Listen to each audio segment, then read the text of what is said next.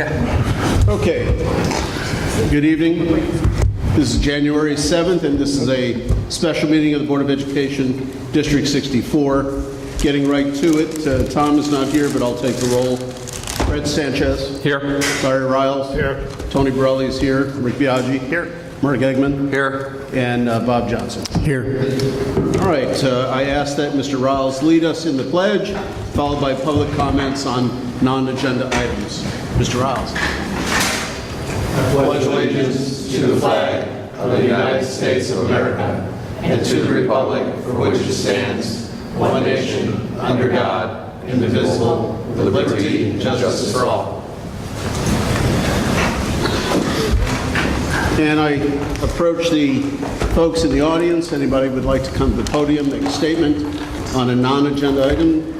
We only have one agenda, so one item on the agenda, but okay. Go ahead. Gareth Kennedy, 300 South Cumberland. I just wanted to urge the board tonight, as you're considering the recruitment firms, to really consider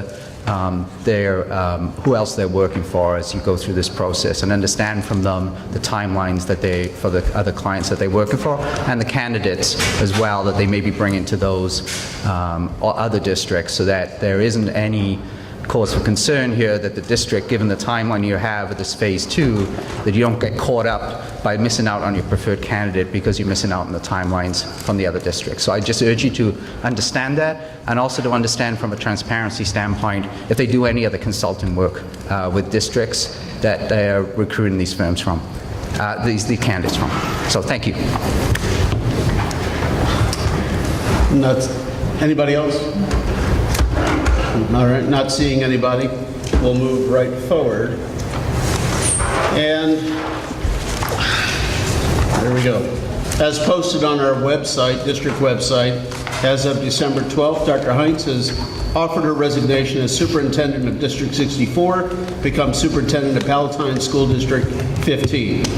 District 15 being the second largest elementary school district in the state of Illinois, and the opportunity to be the first female superintendent in District 15 history were significant draws upon the forward-thinking persona of Dr. Heinz, who is always looking for the next challenge.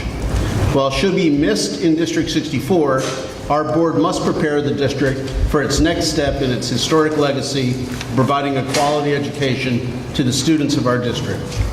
Due to the influence of Dr. Heinz over the past 5 years, today our district is on much firmer ground with enhanced security, improved functional and mechanical facilities, revamped curriculum, and enhanced staff orientation and training, a solidified special education department, which with the help of Dr. Leanne Frost is making inroads daily, and finally a stable and sound finance department under the tutelage of Lou Ann Kolstad, our CSBO. While the fabric of our district is in place, we will need to identify a superintendent to hold all the parts together and lead the district forward in ascendancy as the community demands. From our last meeting, the board has asked the two largest search firms in the Chicagoland market, BWP and Associates, represented by Dr. Mark Friedman and Associates, along with School Exec Direct, represented by Dr. Harry Rossi and Associates. Each firm having extensive outreach into the community of executive position-seeking educational individuals. Tonight, the board will hear from each of the firms and have a discussion culminating in the selection of one firm to advise the board and lead the search to fill the position. Factors to keep in mind, and as a step to ultimate concerns that must be answered and factored in, are the start of the upcoming PREA negotiations in November, December of 2019, the start of the new school year in a short 5.5 months, and significantly the upcoming election and placement of up to 4 new members of the board. Barring any last-minute board questions as to the process for tonight, I ask that all questions for the firms be held to the very end of each respective presentation. We start the proceedings with the firm BWP and Dr. Friedman. Okay. Welcome to our group. Thanks. Nice to be back. And my colleague tonight, Steve Griesbach. Our third member of our group, Bruce Brown, who was a participant the last time we worked with all of you, happens to be in Florida, and we didn't have the heart to ask him to come back from Florida to whatever we're going to face tomorrow. But we do have a PowerPoint presentation. We also have it on a paper copy in a folder. I'd like to give each board member the paper copy. Sometimes you like to scribble and write on that. And then I have a couple extras. We go, Joe, one for you.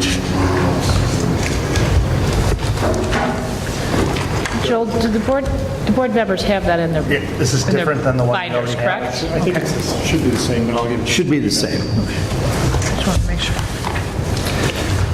So what Steve and I are going to do is we will, is this good? Are you able It's to a hear? little loud.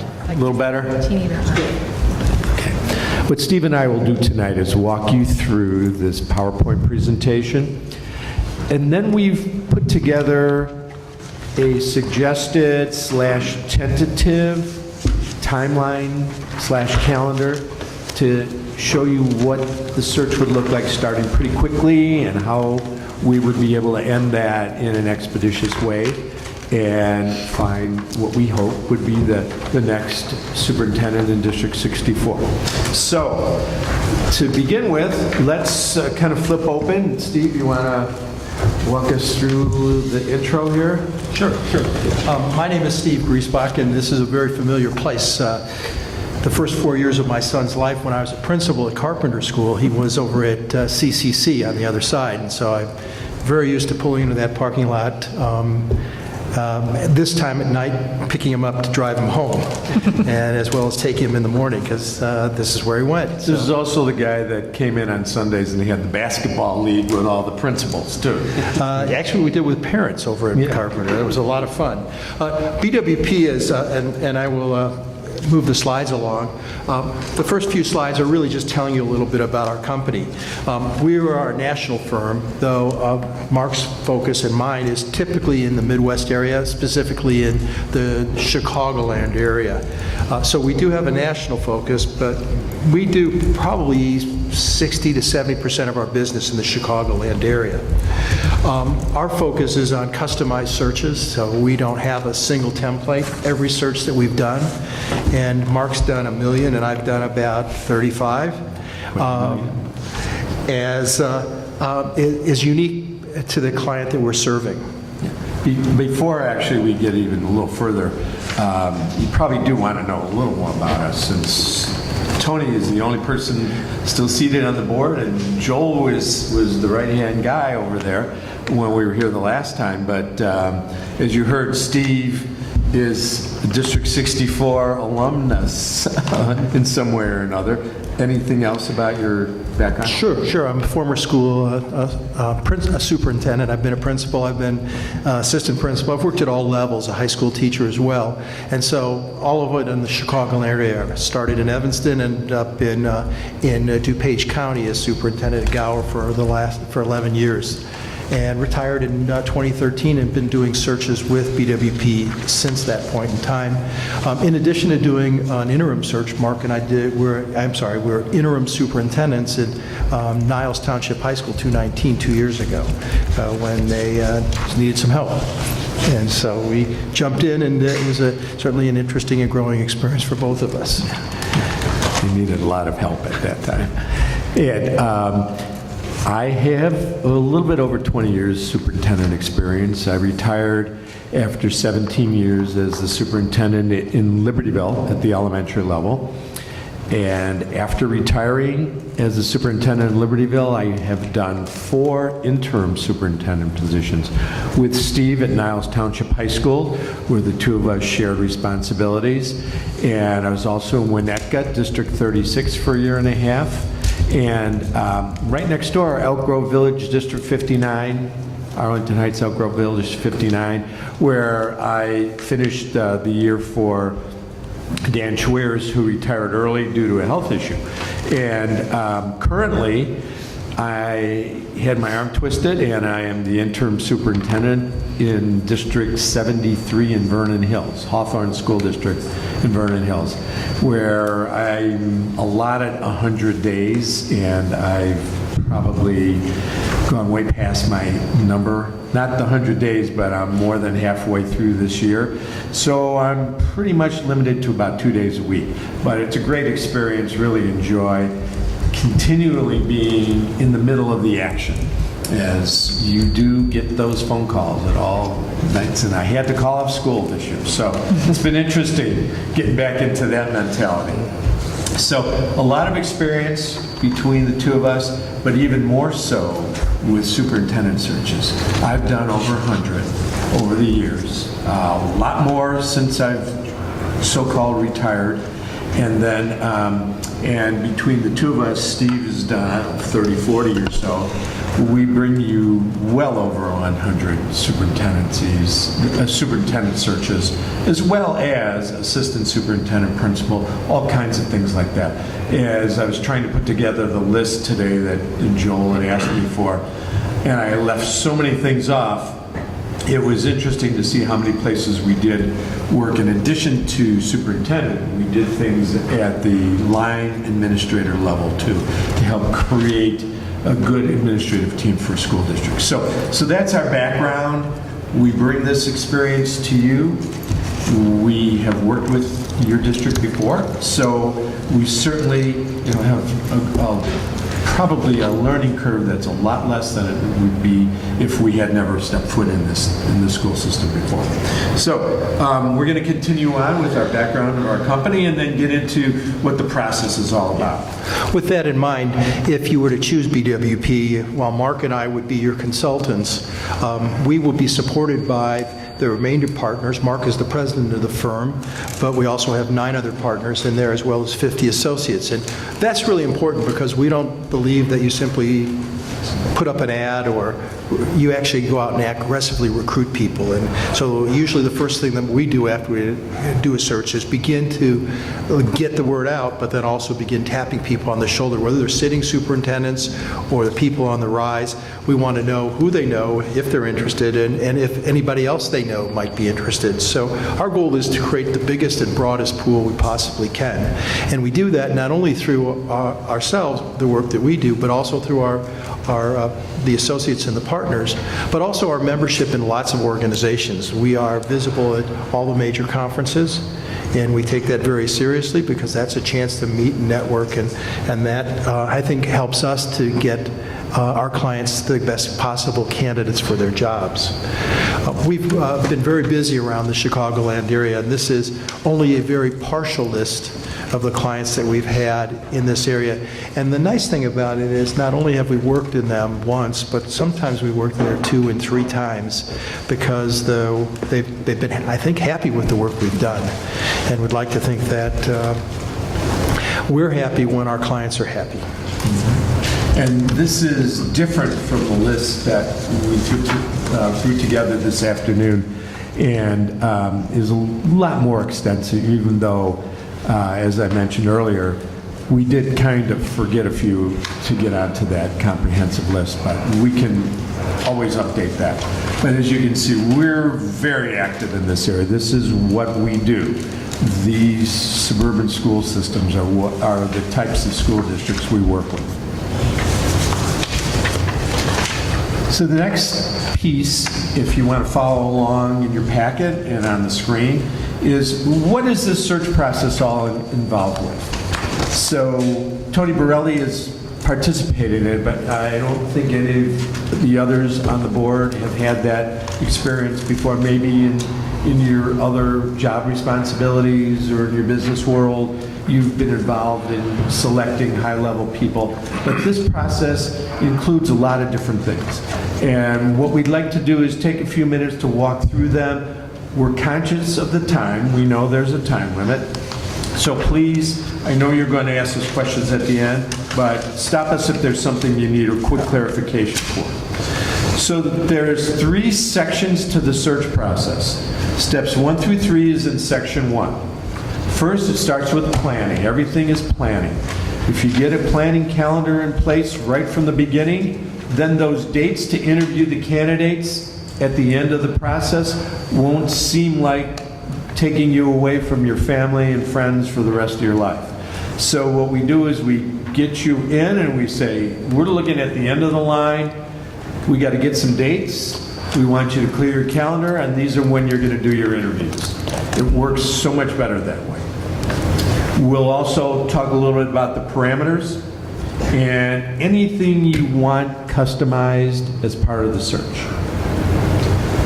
We'll then launch the recruitment efforts. We'll start our marketing campaign. We'll do our advertising. Our advertising can be almost instantaneous. It's all electronic today. We have some school districts that choose to go a little bit into the print mode for advertising vacancies. We see very little return from using print mode, and print mode's expensive. So we, for the most part, will recommend an online or an electronic campaign, and we can control that very quickly and very easily. We'll use our own website plus other proven websites to post the vacancy. These are things that people read and look for, and of course, as Steve mentioned earlier, we'll be out networking. One of the neat things is this coming Friday is the Suburban Superintendent's quarterly meeting. There'll be about 150 superintendents there on Friday. Many of them will have no idea that District 64 is moving along in their superintendent search, but for us to be there and to talk to people is a real asset. So those types of opportunities we take tremendous advantage of. We'll then talk to you about, do you want to conduct an audit or not?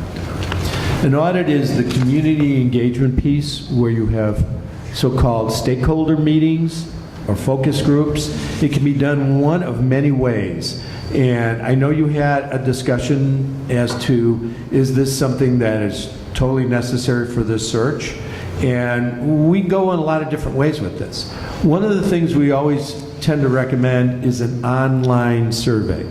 The online survey is an inexpensive way to reach out to everyone in your community and all your staff members and give them an opportunity to rank the most important things that they'd like to see in a new leader. The online survey is very inexpensive, and if I remember correctly, I tried to find it from the last time we were here, we were upwards of 600 or 700 respondents. And if I do remember this correctly, Arlington Heights and District 64 were almost running their searches at the same time, and we're running neck and neck to see who could get the most respondents to the survey. Tony, remember we talked about that.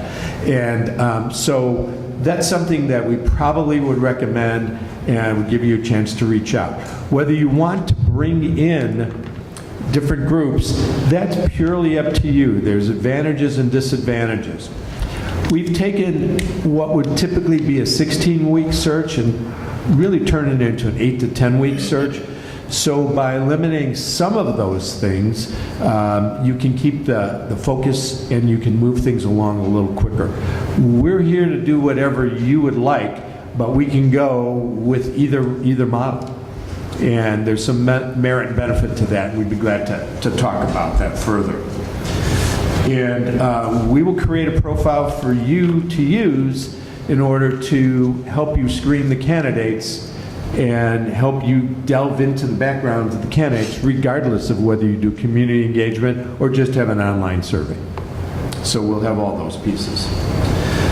The next part of the search process, steps 4 through 6, we review the applications. Step 4, we determine the qualifications. Of course, everyone needs to be certified. Everyone needs to have the traditional type background, unless you tell us not to have that, but they must have certification. We'll screen candidates for you. We'll see somewhere in the neighborhood of 10 to 12 in person.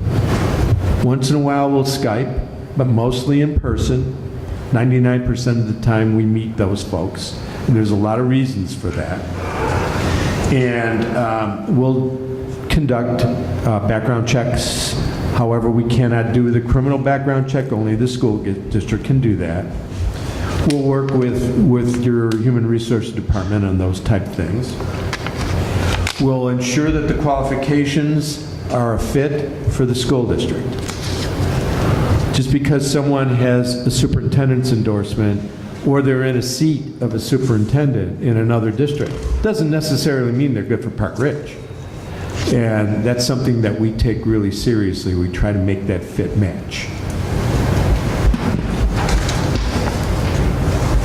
On steps 7 through 10, we'll prepare you, the Board of Education, for those next steps.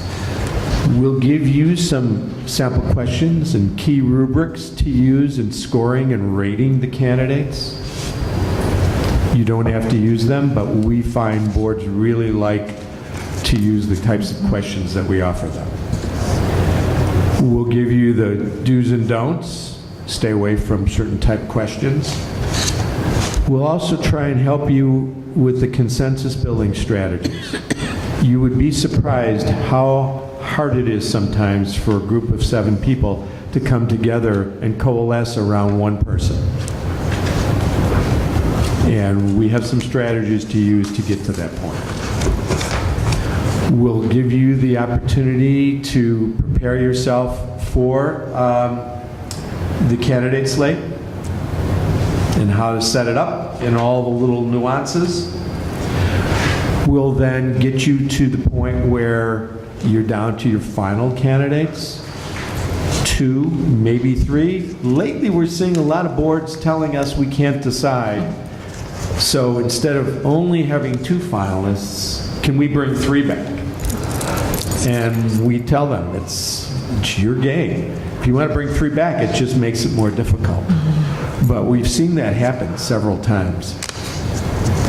And again, we'll give you instruments and tools to use. We'll make it easy for you to walk in the door and go through the process. You won't have to invent anything.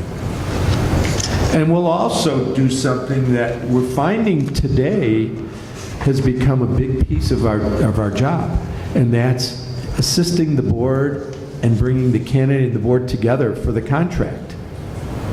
There's always a little bit of push and give and take when it comes time to finalizing the contract.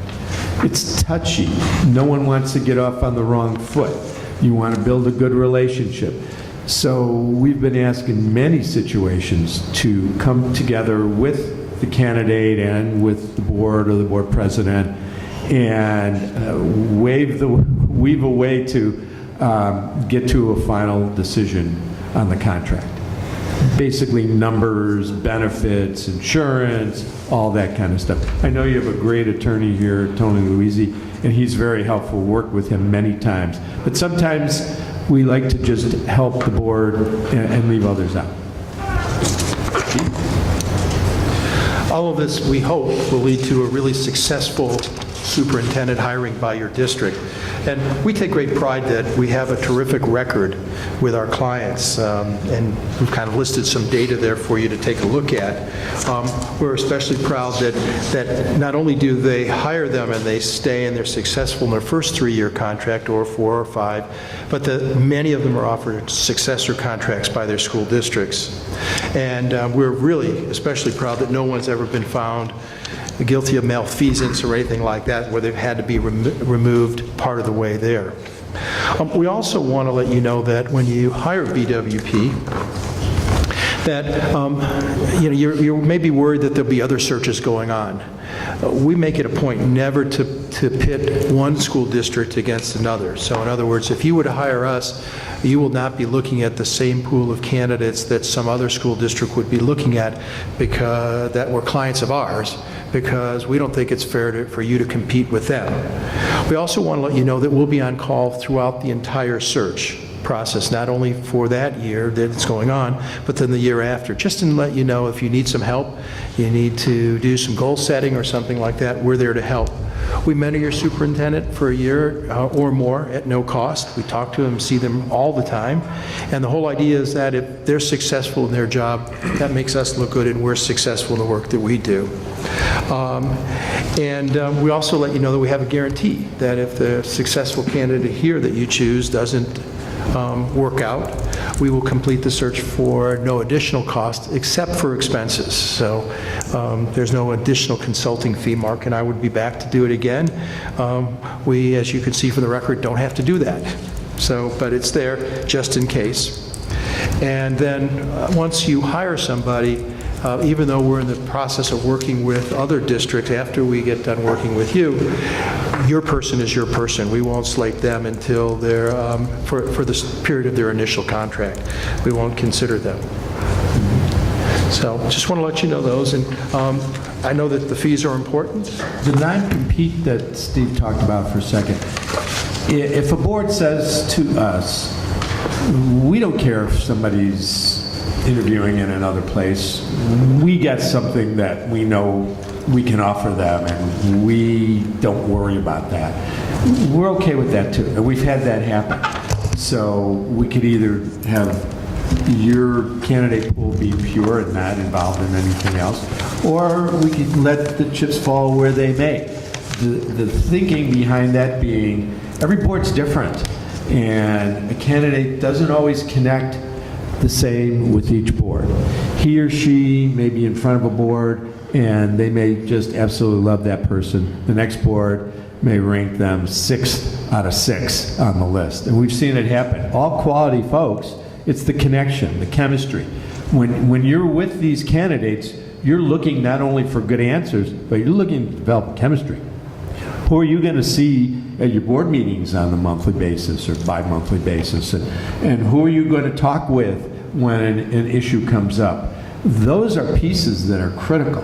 And it's something that is even more so than anything we can come up with in our number system or in our evaluation of the candidates. It's that chemistry piece. And you sometimes know it right away.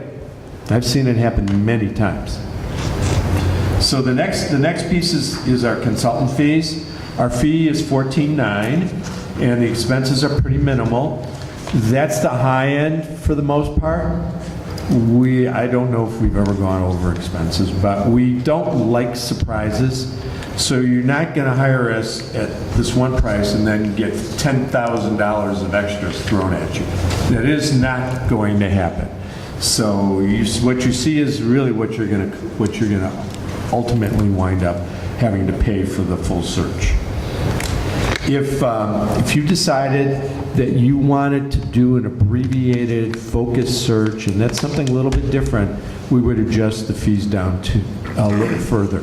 Abbreviated focus search means that instead of doing all the backup stuff, instead of doing the community engagement, the online survey, all we would do is advertise and bring you a slate of 6 candidates for you to interview.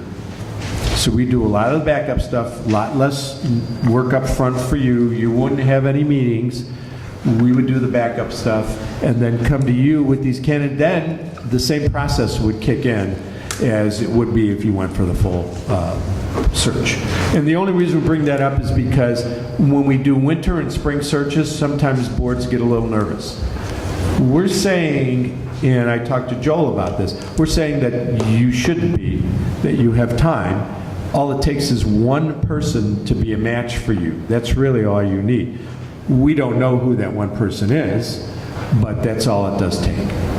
But we want you to be aware there are condensed versions, abbreviated versions. We've done them many times, and we're comfortable doing them here too, especially a district where we're so familiar.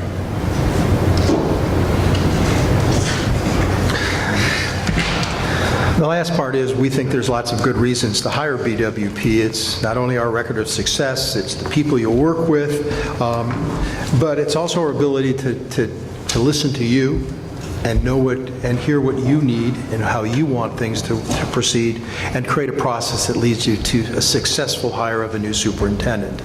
And so with that, I think we can move on to the next piece. Yeah, we just have, what we try and do is give you a visual as to how's this search going to look on paper? What am I going to do commitment-wise as far as my time is concerned? And so what we did is we just scribbled in, actually I took another districts and I left the name of the district in there. I just changed the dates just so you can see how starting right now, could end this before spring break, actually early in March with a formal approval. We can do this in 2 months without cutting any corners. You'll see all the different pieces in there. Of course, some of those pieces you may not want, but it's important for you to see the scope of what a search looks like. You can scribble in it, write in it, do whatever you think you'd like to add, condense, any of that stuff. But this is typically what this search looks like. And this is a model that we used in District 37. Do you want me to go over each piece? I'll leave it up to the board. Yeah. Would you like to go over it? Y'all good with that? Yep. Okay. As you see, it starts right away. And I know you're talking about this decision tonight. Okay, we're ready. Fire away. Before I open it up to the rest of the board, I just want to make one thing clear to the board, to the community who's watching on videotape and who might be here in person. Your firm is not, hopefully you'll agree with the statement. Your firm is not representing any individual specifically, so you won't be bringing anybody to us that you've got elf on a shelf kind of thing. We don't work with individuals. We've been asked many, many times, can we pay you to coach us? We don't do that. Yeah, and that's exactly where I was going. Yeah. So you'll be bringing to us an unfettered group of people based on this profile that we've developed that would best suit the needs of the district. Correct. And the question regarding that profile, I know how we've done it in the past, and I was a little confused by the presentation on the profile because you seem to say that there's a lot of different ways to create the profile. What would be best practice to truly find out what the district needs, wants, where we're going to be going with this? So in creating that profile, what is best practice? Well, typically, the outline that we have on this calendar covers all those pieces. It would be launch an online survey and then engage in community stakeholder groups, identified by the district, somewhat in the neighborhood of a half a dozen. You can only get so much out of large groups. Right. Focused a half a dozen or so on what we call our community engagement day. So what that would be is Steve and I would come in to the district for the day. We'd set ourselves up at different places, meet with individual groups, administrative team, PTO leaders, have an open parent community forum. Again, you get varying responses to that. We've seen it, to a point where Wheeling was a good example just recently, where they just expected huge crowds and 8, 9, some of the big people aren't coming to those, but they're doing the online surveys, and that's our ace in the hole. And there's no excuse for someone not to sit down and take 5 minutes, 10 minutes to do an online survey. Right. So we use a lot of that data from the survey.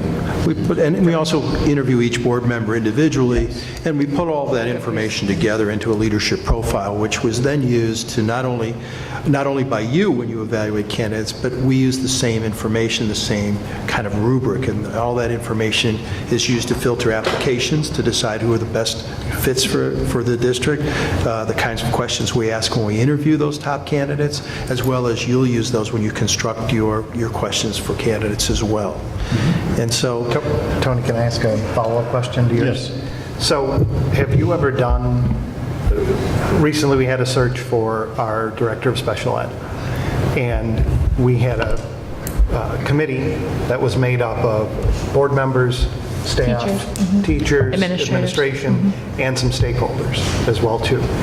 And I believe we did that. Didn't we do that when we hired the last principal? We do that. That's the same group of people that we get together when we do any level of leadership from principal on up.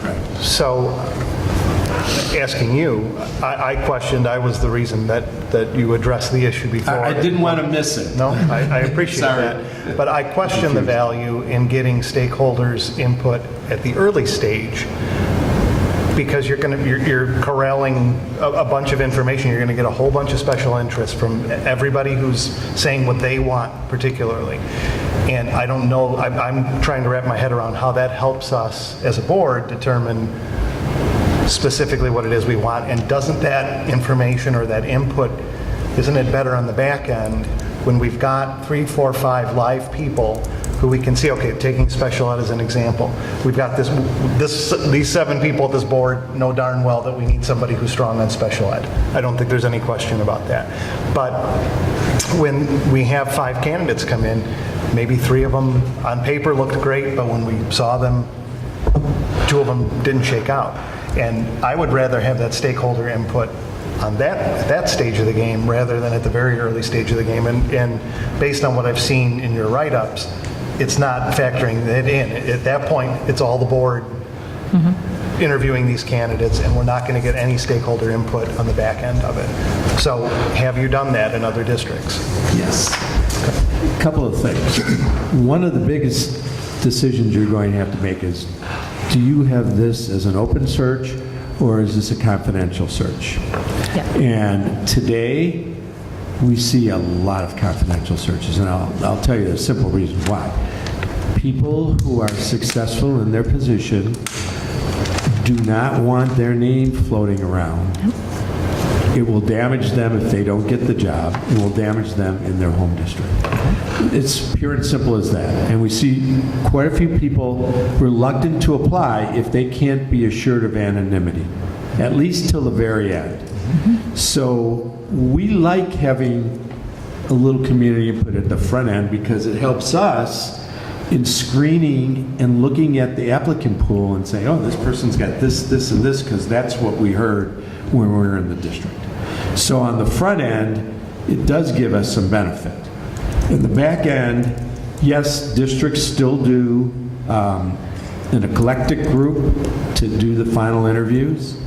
Sometimes it works, sometimes it doesn't. It blew up on a district not too long ago. Blew up from a confidentiality standpoint? Yeah, yeah. Someone could not, even though they signed a form, and even though the form said, under punishment of losing your job, whatever, somebody still violated the confidence, and it really came back to haunt one of the final candidates.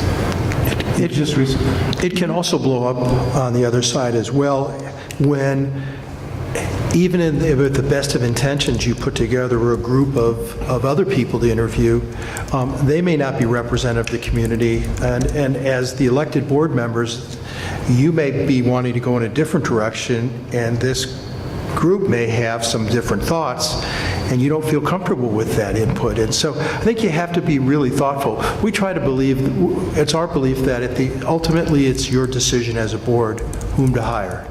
And we believe that there's a process that can lead to that, that's not only transparent, but also welcomes input from people within the community and information that can help you and inform those decisions, but ultimately you're going to vote for it. Do you ever have a situation, just thinking about the timeline, where you'd get to say that week of February 25th, the board interviews 4 to 6 candidates, and does the board ever have a board say, we really don't like any of these candidates, and then what do you do, or does that never happen?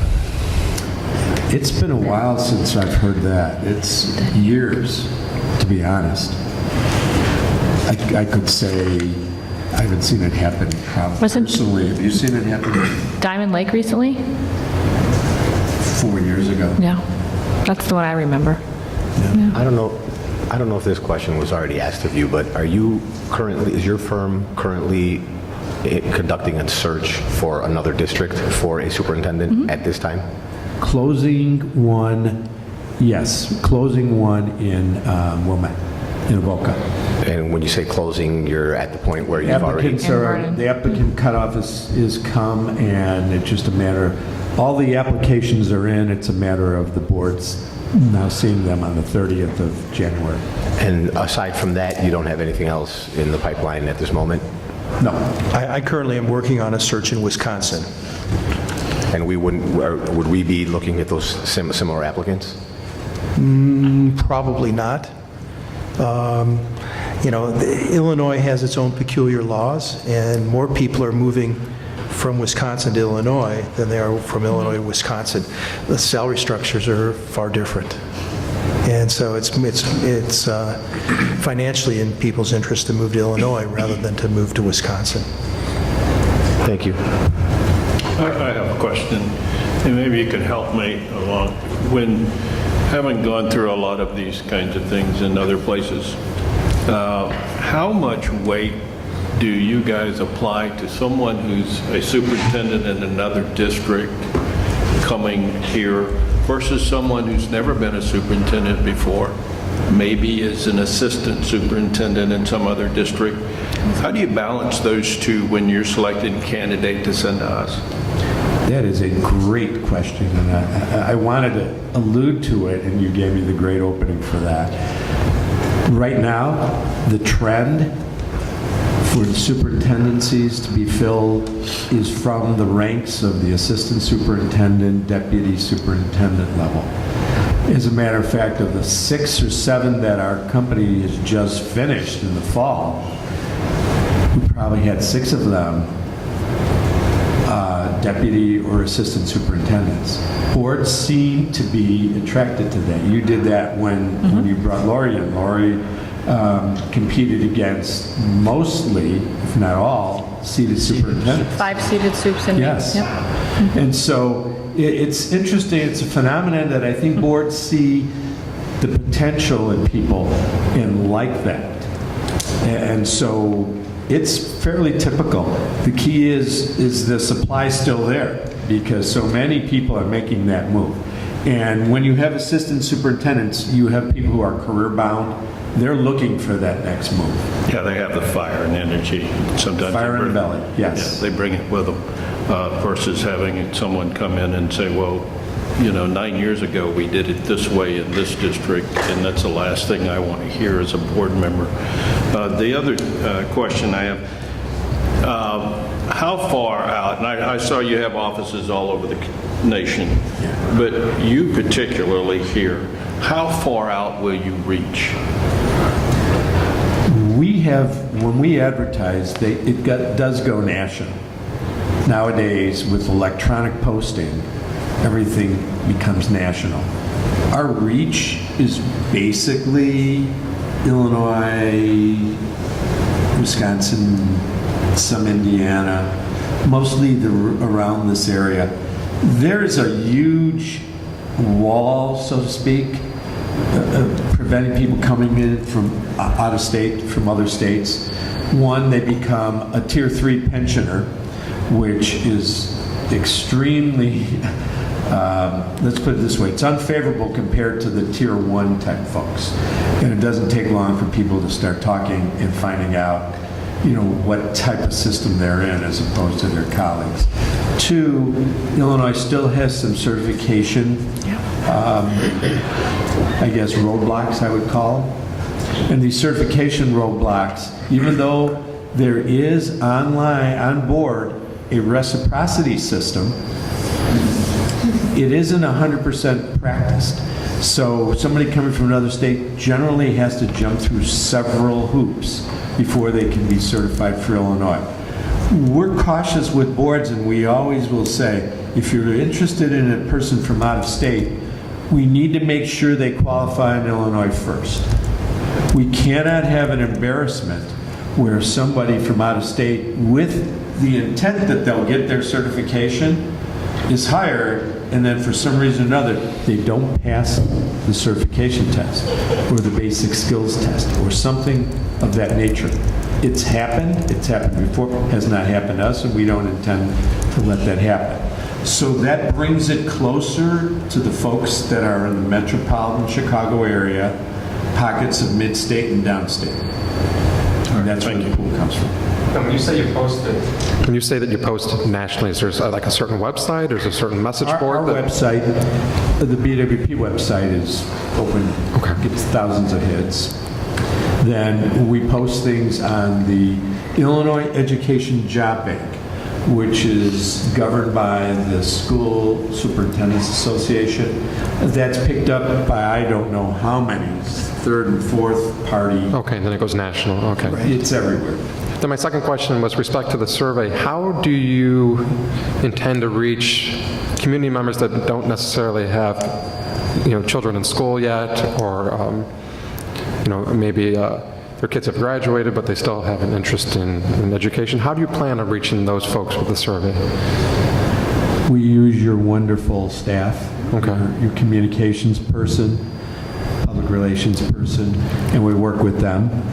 We make every effort to get everybody. I'd have to say it's tough, but to get a representative number, that's good.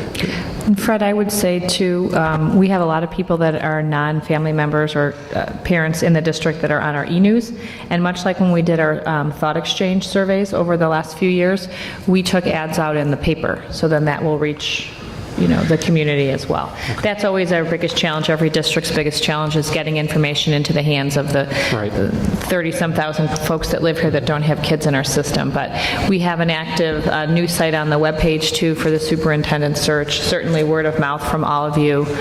Our teachers, 100 of whom live in the community that have neighbors, friends and neighbors that don't have kids in our system. So it's a lot of word of mouth as well. You may be surprised how what happens when the newspapers pick up the information, and if people read newspapers anymore, wherever they get their news online, Facebook pages and things like that can all be linked to it, or directed to come to your web page where they would get the information, the link to the survey. I was just curious if you use social media, Facebook, you buy ads, that sort of thing. We use everything that we have the opportunity to use. But again, we work within the context of the personnel in the district because they have access to all those groups. So I'd like to ask a very formative question here as we're kind of coming to the end of this. We have very specific needs in the district. We have, as I alluded to in the beginning, we have some specific issues that will be coming forth to the district. We have the beginning of a new teacher's contract. We have an election coming up. We're not that far away from the start of a new school year. So these are three critical issues facing the district. And obviously your goal is to have us hire a new superintendent. That's what you do, but that's not the only option. And I was wondering if you could compare and contrast a little bit some of the options in light of some of the issues that are coming forward. What do you believe would be our best move going forward in this condensed time frame? Here we are in January, new school year starting, GRA negotiations, new board members. What's your thought about all that? Well, the good part is the piece with new board members being seated, and you're going to have 4 here. 3 or 4. For sure 3 or 4. That's shared pretty much with almost all the school districts in the area now. So everyone's facing similar things, those who are looking for superintendents and those who have people in the seat. Everyone is ready because change will occur. It's just natural. So there's 2 ways to look at that. One is, do you delay this whole piece and do you wait until your new board is seated and then let that new board carry on? That would typically require you to look at interim superintendents for the next year. It's May already by the time you seat your new board. So that's doable. Many places have done it. We know that for a fact. Right. We know that. So that piece is out there. The other part to this, and tell me if you don't think this is the way we should go on the thought as far as this is concerned, is that the board that's currently seated, that's your responsibility right now. Under the school code, you are the Board of Education, you hire and fire the superintendent. So that would mean that it would be your responsibility to get it done before the next board is seated. So that's the other way to look at it. The practical sense, that's a whole other story.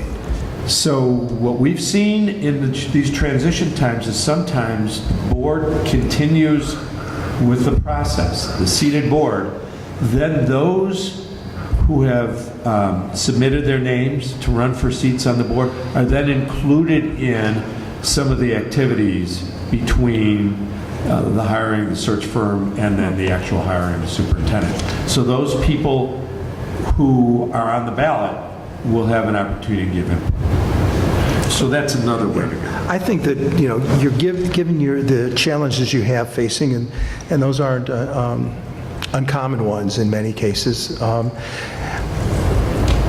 think that to delay the search would be, in a sense, delaying everything else. Interim superintendents are great at maintaining where things are at. They're not, and Mark and I came in and did this, and we worked really hard at it, but we weren't going to be around to see the fruition of the work and the vision of the board. And so this is not a bad timeline to be looking for a new superintendent.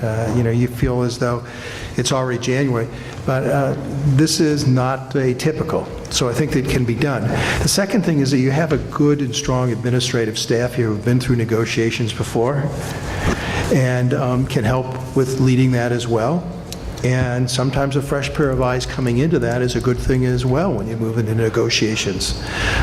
There's sometimes good history and there's sometimes bad history that goes along with any negotiations, and I can tell you that personally. And sometimes a fresh pair of eyes and a fresh person at the table brings some new energy to it, and that can be helpful as well. Did we hit those salient points there, Tony? For the most part, I inferred, without saying it, I pretty much got the idea that it would be better to get a new superintendent in place, potentially for the complexities that we need to deal with going forward. A placeholder may not be the proper individual for our needs for the coming year.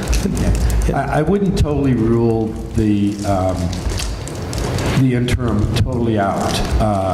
It's an option that's there, and there will be people who bring a lot of experience. The interim that I'm doing with Joe Porto, between the two of us, we have almost 30 years superintendent experience. The board at the time said we need the experience. We need what you guys can bring to the plate. So that could be an asset to you too. Yeah, there's no question. And if we had a slate that we couldn't decide upon, we may have to fall back to that either way. So it's always that possibility. It's a plan B. Yeah, plan B. Yeah. So any other questions of the board, by the board, for Mark or Steve? You will sit down with each board member in a meeting. Sometimes people like to do it on the phone, so we'll have a phone conversation. But each board member will be able to give us on a one-to-one basis what they're thinking and what the direction they think we should go in. And then Works really well. it is our intention that after we do this tonight and speak with you and speak to the next group, it is our intention to have a discussion and choose that individual firm tonight. So you will know by tomorrow. Great. Sounds good. Thank you. Sure, nothing else to try. We're ready to stump us if you can. It's like, I'm glad to see laughs. Please don't have to be morbid. So thank you for your time. Thank you very much. It was nice to be It's a back. pleasure to see you again. Did you need that additional sheet that I was asked to prepare today? Sure. Okay. Yeah, it was emailed to all of us, but I think having it in paper would be good. I just wanted you to have everything that you asked for. It's so much easier that way. Thank you. Enjoy the rest of the Yeah, night. thank you very much. Good to see everybody. Thank you. See ya. Thank you. Go Tide. Roll Tide is what they say, not Go Tide. In New Jersey, they say Larry's ears are burning. No one says go down. They say low tide, right? Low tide. No they say tide. red tide. Thank you, Joe. That's right. Anthony, I have a question for you. Yes. If we, If it was this board's, Yeah, please. if it was this board's desire to go the route of, Folks, we have a question by Mark here, by Tom. if it was the board's desire to go the route of an interim and wait for the newly seated board to appoint the new superintendent, would we still be looking for a search firm at this point, or would the search firm search be postponed until after the new board was seated as well? Mark, you want to answer that? Yeah, and then I want to use this phrase again. sit by the microphone just so it's on tape, please. We've been asked that many times. What we do is, as part of our process, we will do the search for an interim for no cost if we're hired to do the full search next fall, that type of thing. We did that in 2 other districts this past year. So no cost. What we do is we will contact eligible people, good people who have just retired, and then bring you a slate to interview. If you don't like them, we'll bring you another slate. So, but there will be no additional cost. Thank you. Perfect, thanks. Any other thoughts? Okay, so we'll wait a few moments. Thank you again. We'll wait a few moments. Joel, do you see anybody? Oh, good. All right. So if they're ready, if Dr. Rossi is ready.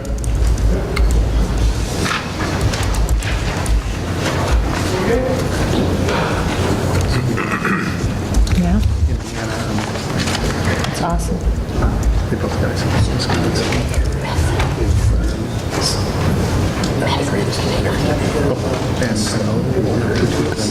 The name of your company?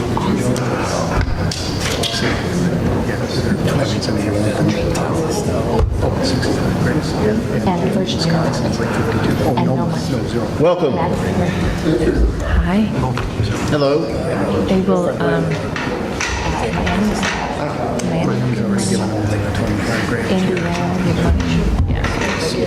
They take good care of that. Good evening. Hi there. Yeah, before we get started, we have a little bit of echo going on here. Can you? Well, here's what's happening. So we got a new speaker. Remember, we asked to have a speaker that faces towards the board so Yeah. we can hear it better. So we've created a slightly different problem than not necessarily being able to hear. So, Allison, do you know anything about this new speaker system, and if there's a way we can? Well, we're still using the big speakers, right? Or do We are, but Speakers face out. they face and that was out. the problem, you're not hearing. Right, so this That's is to help us. Turn the vector 45 degrees. vector. It's like What's your airplane. vector, Victor? Turn it off. That's what I just said. It's like airplane. What's your vector? Don't call me Shirley. Use my principal's voice. Guaranteed you'll be able to hear me. There you go. That's great. So now, Bob, you'll be able to hear everything. Yeah. We just turned it off. You can interpret us. The telephone game. All right. Okay. Thanks, Allison. Well, welcome. Thank you. Thank you. Good to be here. We will be speaking with you. We just had a conference with another group, Fern. As you know, that we are in the process of starting a superintendent search. And I guess the first question, and let's just get it out there, and you're not representing any one particular individual or group of individuals. You'll be providing us with a unfettered slate of individuals for specifically towards the needs of our district, correct? Absolutely. We do not have a stable of candidates that we trot out for the searches that we do. You know, we will provide you at some point when we get through speaking about the process. We'll work with you and develop a profile based on the needs of your district, and we'll use that profile then to seek the best candidates for you. And again, very quickly, because of the timing of this is what we're going to call what we would call a hard target search. This is not going to be a passive search where we're just going to be accepting individuals who apply, but we're going to be going out and recruiting some of the best superintendents who are out there. Now, how many of them will be interested in leaving where they are, that we don't know, but I can guarantee you that we will be out recruiting people based on the needs of your particular district. And I'm glad you spoke of the needs of the district. We have some pretty important things coming up, and in our discussion and questions that will be coming back to you are going to be pertaining to specifically the needs of the district. For instance, the upcoming teachers negotiation, the start of the school year in 5 months, and the need for rapid progression of this process. Right. And the Writing of the strategic plan. writing of the Next year. strategic plan, that's the fourth item that I wasn't even thinking about, but yes, that needs to be done. And then finally, the implementation of potentially 4 new board members. So we're going to, at least I will be asking questions later and want to hear from you in your presentation, how to address those needs for our district. So with that being said, and if there's any other comments by the board, I invite you to proceed. Can you go to Palatine and recruit the new superintendent that they're getting? I'm sorry. Can they recruit me? I go, can you go to Palatine and see if you can recruit their new superintendent? Well, we didn't place that superintendent, so probably. They could, actually. No conflict of interest. There we go. All right. We're going to start just by doing brief introductions. Gary, do you want to- Sure. Hi, my name is Gary Zabilka. I am a partner with the school exec search firm. I've been with the firm for about 7 years at this point. Prior to that, I was a superintendent just to the north, that is, Morton Grove School District, where I was superintendent for 10 years. Retired from there at that time. Currently, I'm also serving as a field service director for the Illinois Association of School Administrators, which is a superintendent's organization in the state. I coach, mentor, and do professional development for superintendents in that role. And I also then teach for Loyola University. And I mention those things not to let you know how busy I am, but to more importantly share with you the fact that very well connected, networked with superintendents, and have a lot of access to quality people who are out in our field. Great. My name is Diane Rossi, and as far as background, I was a school psychologist. I was assistant superintendent at Northern Suburban Special Ed District, and more currently, I was on faculty at Loyola University in the areas of school psychology, teacher, and principal prep programs. So Diane is one of the adjuncts in our firm, and she will particularly be working with us on screening and also in terms of working with you if you choose to have focus groups. Diane is excellent working with us and getting what we need to get from focus groups. And thirdly, not just because she's my wife, but one of the most outstanding special ed administrators in the country. Diane will be also helping us with focusing in on the special education aspects of the searches this search, if we're fortunate enough to get it. And I'm Harry Rossi, I'm a retired superintendent.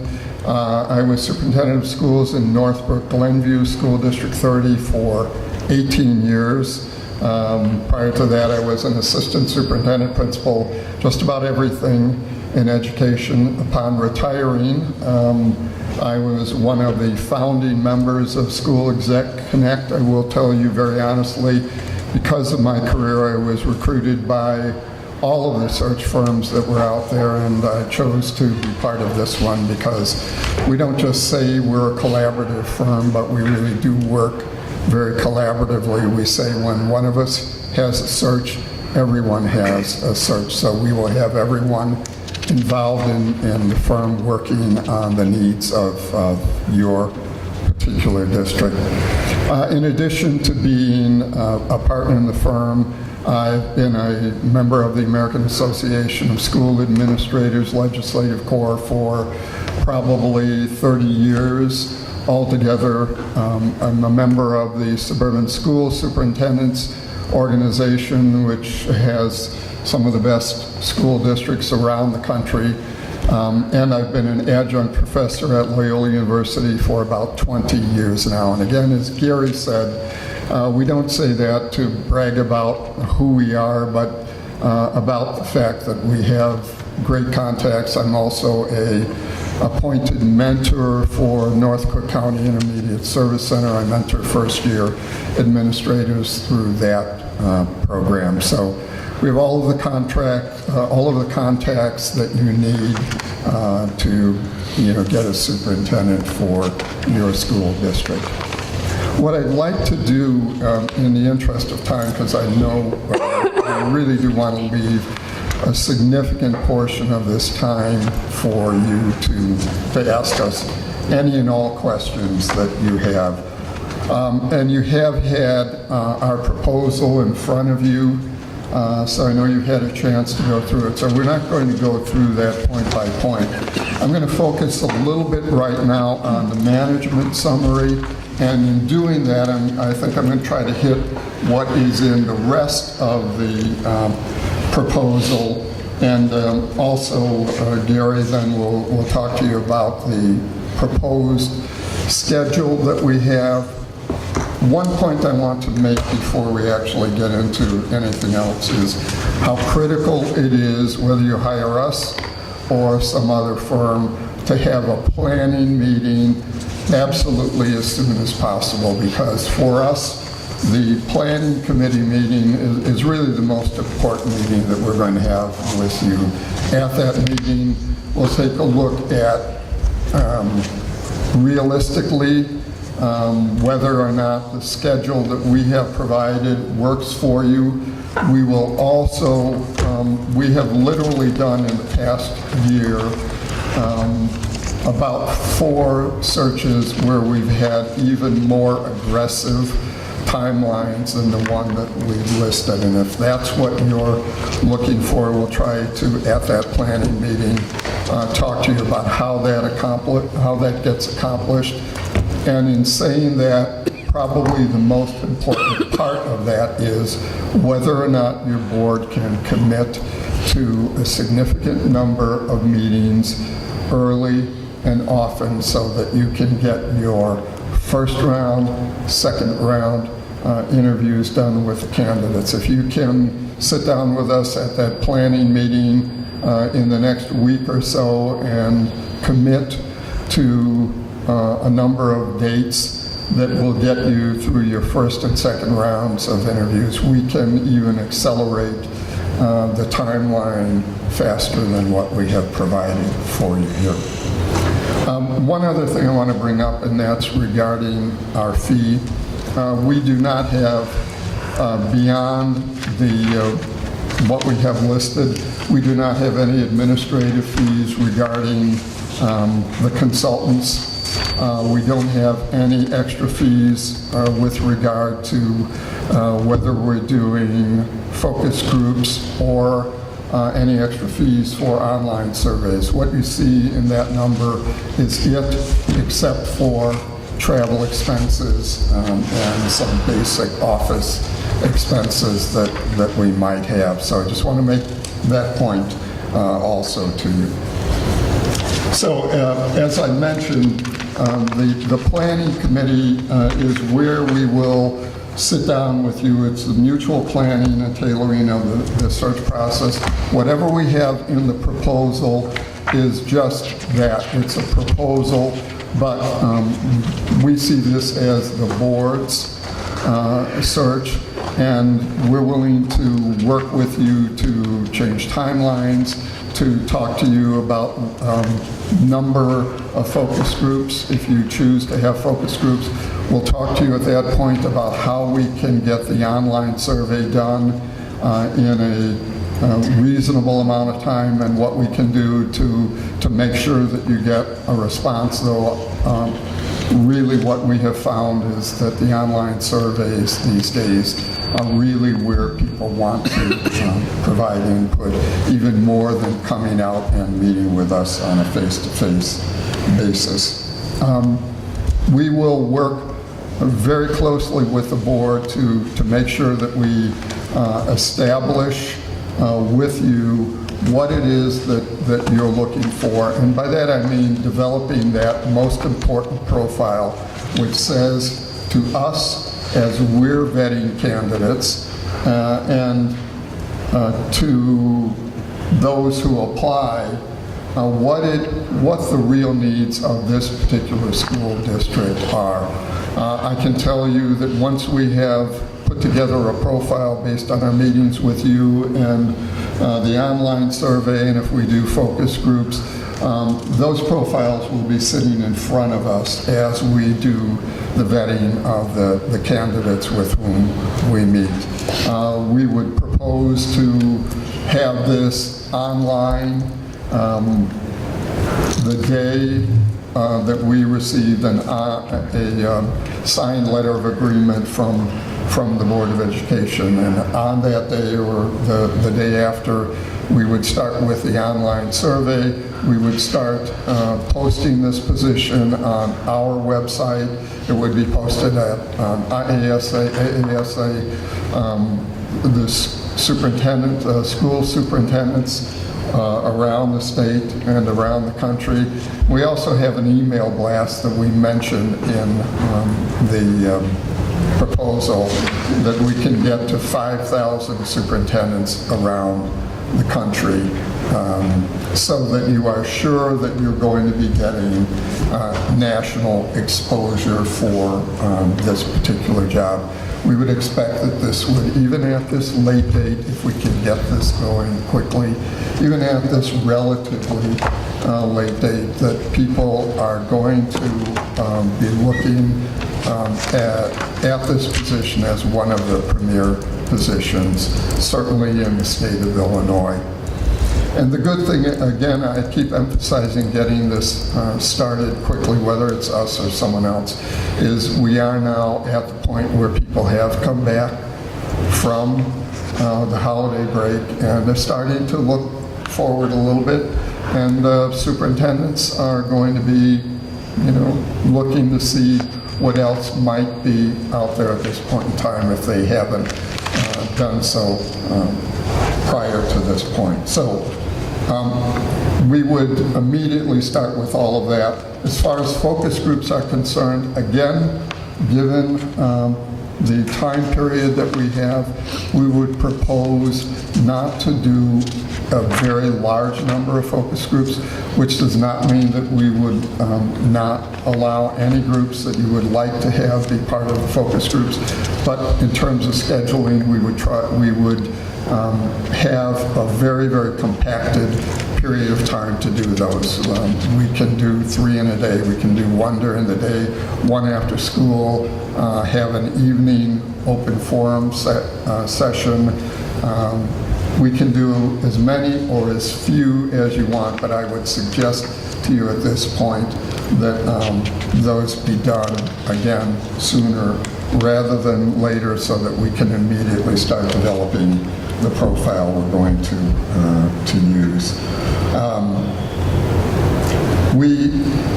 We will then start, once we have an approved profile from you, we will then start recruiting the candidates. Now remember, I told you the day after we sign a contract with you, this will be up on our website, it will be up at AASA and all the other websites, but beyond that, we're going to start recruiting immediately so that people who are interested can have a reasonable amount of time to apply, to go through our process and your process, and still have time to let their boards know that if they are selected, that they're going to be leaving the district. Gary, anything you want to? No, I'll jump in when. Okay.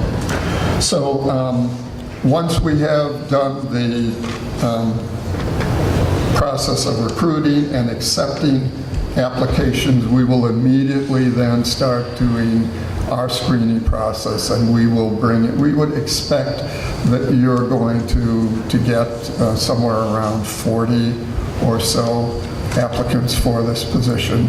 Not going to suggest to you that every one of those 40 applicants will be what I would call legitimate candidates. You're always going to have some people who apply who have no business applying.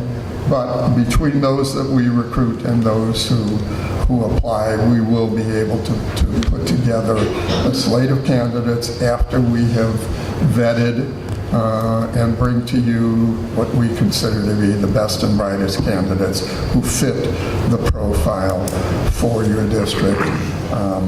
And then we will work with you to help you develop questions if you so choose. We'll work with you. We will schedule. We'll do all the scheduling for you for the candidates to come to meet with you. And then if you so choose, after you've met with them, we'll be available to help you get from those, let's say, 5 to 7 candidates that you've interviewed. We'll help you get down to your final candidates. At which point you should be getting down to maybe final 2 or 3 candidates.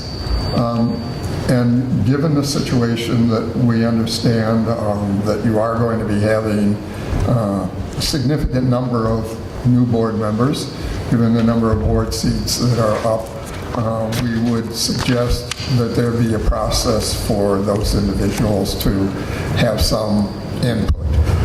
It would be up to the Board of Education as to whether or not that input comes in terms of there being part of a focus group, or whether or not the board chooses to have the candidates be part of a stakeholders group, which is not to say they couldn't be part of both of those, but that they could be part of the stakeholders group that meets to provide input to the board.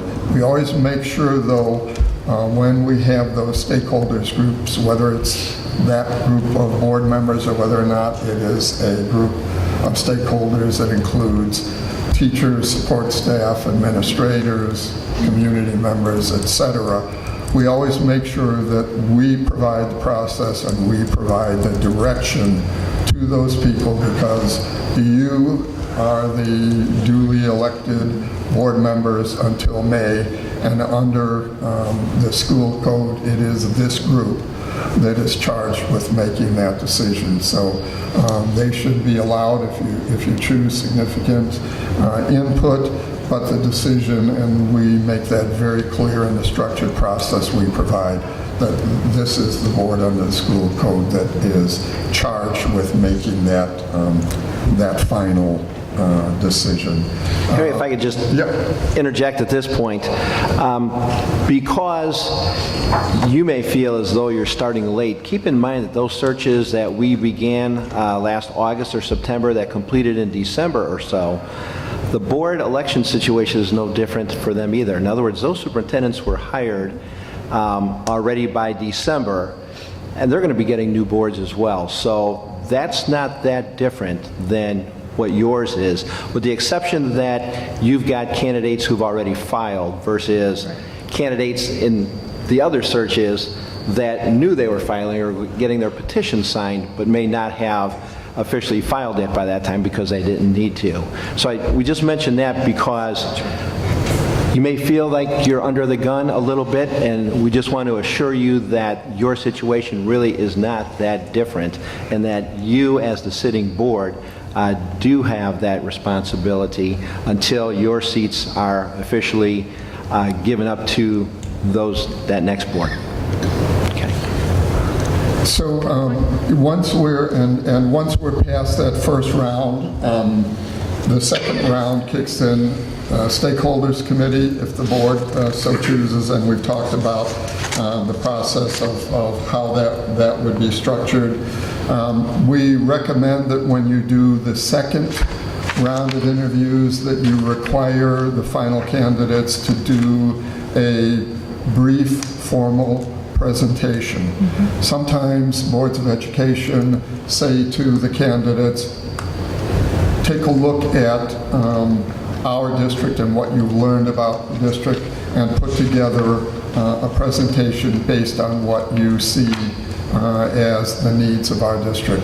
Other times the boards of education have specific items that they want those candidates to focus on, and then the formal interview gets structured around that. Another possibility is that the boards of education ask the person the finalists, to do a formal presentation on what their entry plan would look like, what the components would be, how they would go about making sure that when, after they've gotten the job, that they know in the first 90 days, beyond what they've already learned, what the true needs of the district are in meetings that they've done.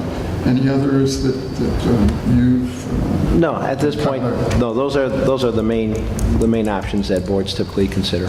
So then, typically after that, there is generally speaking, an informal dinner with the candidates, and then final questions that the board has for the candidates.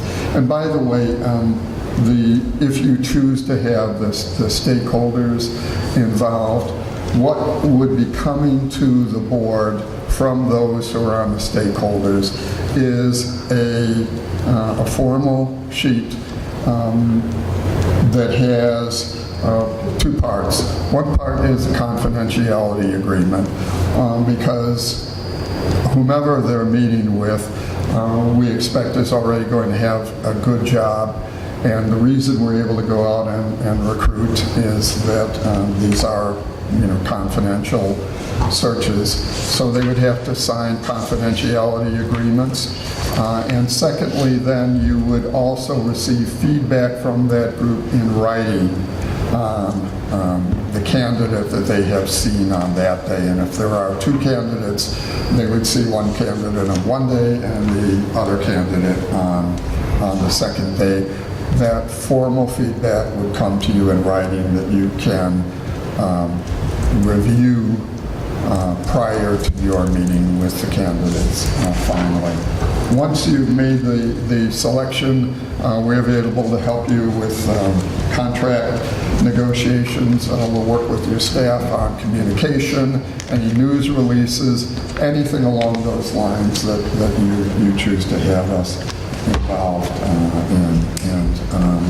I think that's about it for me. Gary wants to spend just a couple of minutes on the schedule. I say we recognize this is a lot of information to hear in a short period of time, and hopefully, these aspects of it will sink in as I talk just briefly about the timeline more specifically. And that's to say that, Harry's emphasized enough the importance that we feel it is that you have a planning meeting as soon as possible. We'd recommend within 2 weeks. Again, if we're fortunate to have the opportunity to work with you, within 2 weeks, we'd like to see we get that scheduled. We'd be looking at roughly mid-February to where we'd be able to have a superintendent's profile developed. Okay, and for that, it would be the focus groups, as Harry had mentioned, and the online survey, if that's how your board chooses to pursue that. And again, we'll be glad to answer questions about those when the board has the opportunity to ask questions. Those two aspects, the focus groups and the online survey, help us to develop that superintendent's profile. That helps us to gear our search specifically to what your district needs at this time based on the input of the various stakeholders in your district, teachers, staff members, parents, community members, board members, etc. So then we have that superintendent's profile. In the meantime, we are already beginning to look at and recruit candidates. They may be saying, how can you recruit candidates even though we don't have the profile? Again, our network is such that we know who the quality superintendents are that are out there. We'd already begin approaching them. We'd be letting them know that we're working on the profile and have the profiles available for the time that, once it's approved by you as the board, that we could then take a look and see if these candidates that we have recruited, as well as those that may apply, meet that profile, okay? So we're looking at roughly mid-February for that. Then we'll be looking at roughly 2 to 3 weeks for our screening and interviewing process. We could see us getting that done by roughly mid-March. We'd already have a number of candidates, so by the time that your district broke for spring break, that we'd already have for you a list of 6 or 7 candidates. And again, I mentioned these, this is all what we would propose. It's the timeline that we feel that we can accomplish. We do this in concert with you, however, to make sure that you're comfortable with that, because then after that time is when it gets tricky for the board, and that is when the board then needs to schedule the dates for yourselves to interview the candidates. So we're looking at roughly mid-March or spring break that we would have 6 or 7 candidates identified as those that we feel would be your next leader for District 64. Right after spring break is when we'd recommend that you have dates in place to begin the first round of interviews for those candidates. So we're looking at early April. And I realize it'll be right about that time that the election will be taking place. But again, we believe that that will work out, and we can continue to talk about that piece and see how best, what makes you the most comfortable through that part of the process. And then finally, when you have interviewed the first round of candidates and you've reduced that down to 2 or 3 finalists, having that second round to the point where realistically, by mid to end of April, depending upon the board can get consistent dates for all the board members to participate, you could be naming your next superintendent. So that's primarily what we see as the timeline for you. And again, it may appear aggressive. We've done some more aggressively. We've done some even in the earlier part of the school year, just as aggressively. We're comfortable meeting that. Again, it's a matter of what you're comfortable with. Yeah, and again, if you can get dates together even before the timeline that Gary suggested, we can get this done so that you would be doing your interviews before spring break. It really depends on you know, how busy. I'm sure you're all very busy people, but if you can find dates even before spring break, we certainly can get it done before then. So we want to make sure we leave a significant amount of time for you to ask us. Well, Rick, you have a question. I'd like to have the same set of questions. Maybe I don't. Maybe you do. But what I want to try and do is standardize this. Sure. So that some of the same questions Absolutely. asked of the other firm could be asked of you. So if you wouldn't mind. You started down the path of the question that I asked before, but this district's made a practice of, in administrative hirings, utilizing several different stakeholder groups, everything from staff, administration, board members, and community members in hiring admin, in hiring principals. We did that most recently with our director of special education. So, and tell me if I'm wrong, in those cases, we didn't have a front-end profile, so to speak, created by those same stakeholders. What we did do, Go ahead. Yeah. what we did do for principals and for Dr. Frost's position is we do a survey and we list attributes, leadership attributes, and staff and parents for the principals anyways, are able to give feedback regarding characteristics and attributes that they're looking for in their next leader. So that's somewhat of a profile, a development tool that we use. Okay. And it is done kind of while we're conducting the initial phases and beginning to screen applicants, so we have a sense of what the building really needs. And then we certainly knew what we were looking for relative to our new director of student services, because we had an external audit done, and my interim director last year, who was here for 100 days, did an internal audit. So we had a lot of feedback relative to what we needed. in special education. Clearly, the role of the superintendent is larger than our special education needs, so that's a component of what we're looking for, but we do have some data relative to that that we use for Dr. Frost's site. Right.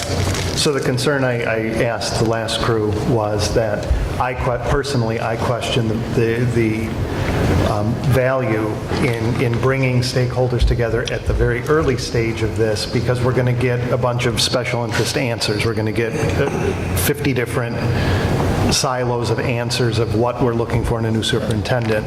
And wouldn't it, since the board is acutely aware of several of the key issues in the district, would it not make more sense to have stakeholders representing those specific areas farther down the path at the point at which we have 5, 6 candidates that we're interviewing? And maybe that is or isn't with the people who are also running for the board at that time. So have you done that, is my question. Yeah, well, I mean, as far as the stakeholders group is concerned, our process doesn't bring them in until you're at the point of finalists, so that they do, they feel as if they have a significant voice in giving input to the board on, once the board has narrowed it down to those really most legitimate candidates who have a real chance of getting the job. So our stakeholders process comes at the end. That doesn't mean, though, that you can't also have, if you choose, some focus groups. My point in terms of having the focus groups is that if the board chooses to have focus groups, they need to be done quickly, and I would not suggest that, we just did one. In fact, we're finishing the Emmons search, which is the Antioch School District, and they chose not to have, because of the quick timeline, they chose not to have any focus groups. They did have, you have significant stakeholders. But just so I understand your suggestion, they did have an online survey to help develop the profile. They just didn't also have focus groups, in-person focus groups. Correct. Okay, so all of them across the board, in your experience, have had at least an online survey up front? Yes. Correct. Okay. Yeah, and it legitimizes the search for the board for people to say, especially with the online survey, because these days everybody has access to a computer. I somewhat know the demographics of Park Ridge. I lived here for over 25 years, raised my family here, and our son is raising his family here now, a few blocks away from where he lives. So I understand the demographics, and I know you have a certain segment of elderly population, but typically everybody can get to have the opportunity to do the online survey. And I'm not saying you shouldn't do some focus groups. All I'm saying is if you do them, it can't be 1,000 focus groups. It has to be maybe a group for all of the staff members, a group for all of the administrators, and an evening group for parents and community members. That's really what I'm suggesting. And those are things that we do. We facilitate those focus groups. In fact, we encourage board members not to be there because you want each of the focus groups to be able to speak their minds, if you will, without any inhibitions whatsoever. So. Tom, you had a question of the previous group. Would you like to share that? Yeah. Are you currently representing another school district in a search for a superintendent now? We are finishing. In fact, we've already presented the candidates, so our part is done. It's the Antioch's search. We just finished 2 of them, and we'd encourage you, if you so choose, to contact Wilmette. We finished that one before the holidays, in fact 2 weeks before the holiday break, and Libertyville even before that. So currently now, currently no. We're done with. Do you have? Has anyone reached out to you that you're going to present what you're presenting to us? The purpose of my question is I want to know if you're going to be representing another school district at the same time you're representing us, and how that would be handled. Sure. Well, we don't know. We have been contacted by another school district. We do know one of the school districts that we've been contacted by, though, is it's really a board that is starting a search for the 2021 school year. They have contacted us to come out and meet with them on a search. There is only one other possibility that we know of that we might be doing a presentation for. So that's where we are right now. I can't tell you we won't have another one, but as far as we know right now, we don't. Also, I'm currently interviewing for a CSBO position for North Shore School District. It's special ed, but it's an assistant superintendent's position. How long is the process from when you provide us with 6 or 7 candidates till the process where we narrow it down to 2 or 3? How long does that process normally take? We've had boards that have had that done in a week and a half. If you can schedule, that's why I keep emphasizing ad nauseum, that if you can, at our planning meeting, put together dates. We've done a couple in the past year where the board has met with let's say 6 candidates 1 week, and within a week have made their decision and scheduled the second set. So it can actually be done within 10 days if you have those dates locked in your calendar. So, Harry, we have a meeting scheduled for January 14th. So I would say at that meeting, regardless of which of the firms you go with, that would be the time everybody would need to bring their work and home calendars. So we could backward map, depending on if you want a candidate brought to the board for approval in April and May and March, backward map those dates from when you really ultimately would want somebody approved. And then you just make sure you've got the wiggle room within your work and personal calendars to commit to the date. So you're suggesting that the planning meeting would be on that date? It's already scheduled. Yeah, it's on the books already, so. Yeah. Harry and Gary, could you just share ballpark with us how many superintendent searches each of you have been personally led? Sure. Well, I've been with the firm since 2004, and probably 70 to 80 searches minimum. Okay. And I've been with the firm for 7 years and 25 to 30. Okay, thank you. I have a couple questions. You were speaking of recruiting other superintendents, and how do you weigh someone who has a history as a superintendent and someone who's never been a superintendent before? Yeah, well, that's a good question. Again, it depends on, first of all, on how successful they've been in whichever role. If they're superintendents, we're going to make sure that, they are coming from, first of all, coming from good school districts, that they've been successful in that school district. So, we know that they are already highly performing superintendents. When you're talking about assistant superintendents, obviously, we don't have that kind of data, but what we would be asking those individuals, first of all, how significant is their interaction with board members, with staff members, because there are some assistant superintendencies where there's very little board interaction. There may not even be very much interaction with staff members. So for those people, first of all, we're going to be finding how successful they are and what superintendent-like functions have they performed during their assistant superintendencies? And are they, we've had people like Lori Hines who were outstanding assistant superintendents who then become outstanding superintendents. So we never want to say to a district, you should only be looking for people who have experience as superintendent. Because some of the best, most successful superintendents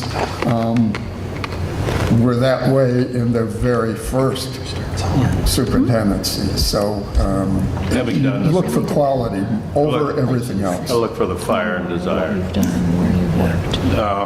The other question is, how far out do you reach when you're recruiting? Well, we're going to be recruiting across the country with getting this out to the American Association of School Administrators, the email blast that would go out to 5,000 superintendents. It will go out all over the country.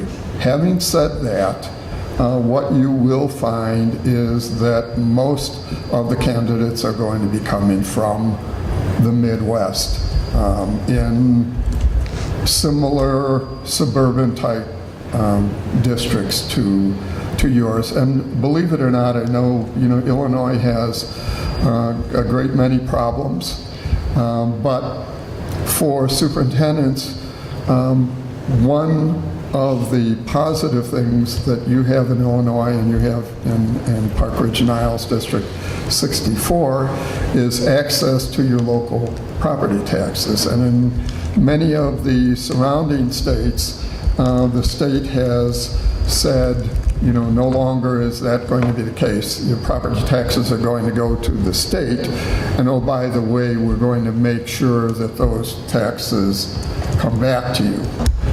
As some of our colleagues in adjacent states have found out, those dollars do not always come back to the district dollar for dollar.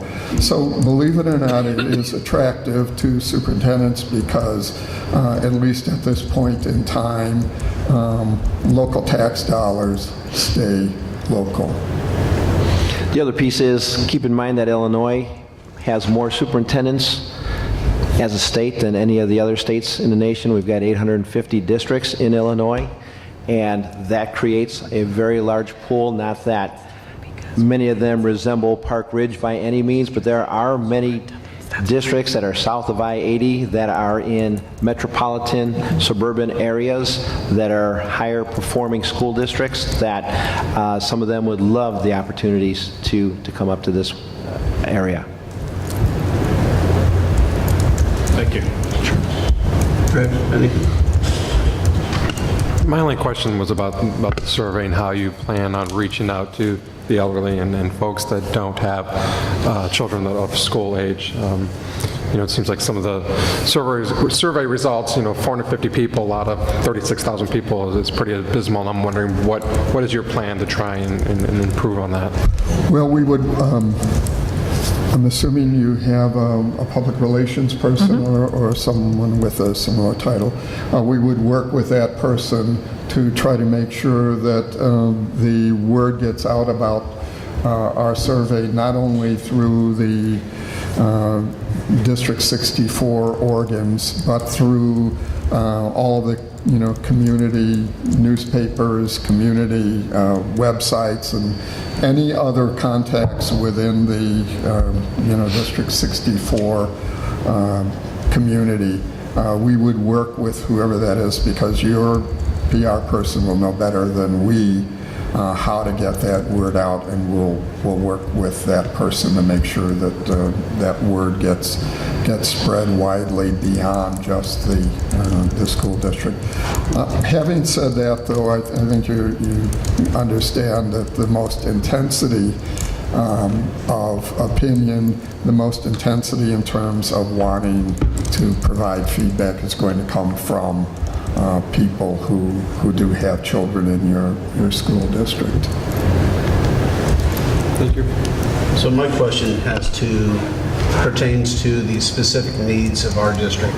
As I mentioned before, we have upcoming contract negotiations. We have strategic plan formulations, we have new school year starting, new elections with new board turnover. So we have an option of going with a interim, or you're here to try and bring us a full-time superintendent. Sure. What are some of the pluses and minuses, advantages, or negatives to doing that? What would be best practice for our needs coming forward? And how would you place that individual? Is it unequivocal? Would you lean one way or the other, and for what reasons? And the flip side of that is, should we have a stalemate where we can't choose from a slate of candidates, how would you be able to advise us going forward from that point? Sure. First of all, I'd suggest that your best option at this point would be to aggressively pursue a superintendent for the 2019-20 school year, and I would also suggest that there's time to be able to do that if we aggressively recruit people. I think that's your number one option. And I believe that within that time we'll be able to bring to you some outstanding candidates. If there is a stalemate and the board cannot agree on a candidate, or if the board doesn't, and not only doesn't agree, but if they agree that they don't have the slate of candidates and there aren't enough candidates to really provide a quality candidate. We don't feel that way, but it's your search, and if you feel that way, then we would go about recruiting an interim superintendent for you for the school year. There's nothing wrong with having an interim. It can work, but I think there's a certain amount of disconnect that happens, and everyone is always during that year wondering, why is this person not able to make the kinds of decisions, or should that person be making the kinds of decisions he or she is making, since we know it's just an interim situation. So I never would suggest an interim is ideal. If this were March or April, I wouldn't be saying the same thing, and I know Gary and Diane wouldn't either. But it can work, and if we can't come to an agreement on a really outstanding superintendent, then we would aggressively help you to find a really good interim for that year. Someone who understands what the role of an interim superintendent is. I would go so far as to say I think an interim is your last resort. I think by all means there shouldn't be any reason why you cannot have a full-time superintendent that you want here by March or April. And by the way, I just want to make one point, because we are not a firm that has a stable of interim superintendents either. If it came to that and we were looking for an interim superintendent, we would use the same profile that we use to look for a superintendent for you. Okay. Thank you. Any other questions of the board or by the board? I guess just, even though we don't want an interim superintendent, so if we hit the situation where we didn't think we had a good candidate, and then we needed to move forward to get an interim superintendent, how does that work as far as your organization goes? Would you be providing that service and then kind of we're done, or would you do that and then be looking to assist us with finding a permanent superintendent after that, and from sort of a fee perspective, how that would work? Yeah, I mean, our commitment to you is that we will work with you to find a superintendent. We have provided what the fee is, and beyond expenses, that's what it would be. So we would not be asking for a separate fee. Our job is to find an outstanding superintendent for you until you're satisfied that we have done that. Thank you. Okay, so after this discussion tonight, the board will have a convocation, if you will, discussion and come to a consensus on which firm, and therefore we will be notifying that firm by tomorrow morning. And with the thought being that next Monday we will be having our initial meeting, gathering ideas and set off on a course to have this completed. So we'll be moving as aggressively as you had stated previously. So thank you for coming tonight. I appreciate it. the opportunity. All right, good to see you both. Likewise. Yep, thank you. It was not my intention. But prior to having our discussion, I would entertain a 5-minute break for everybody. Sounds good. Sounds good.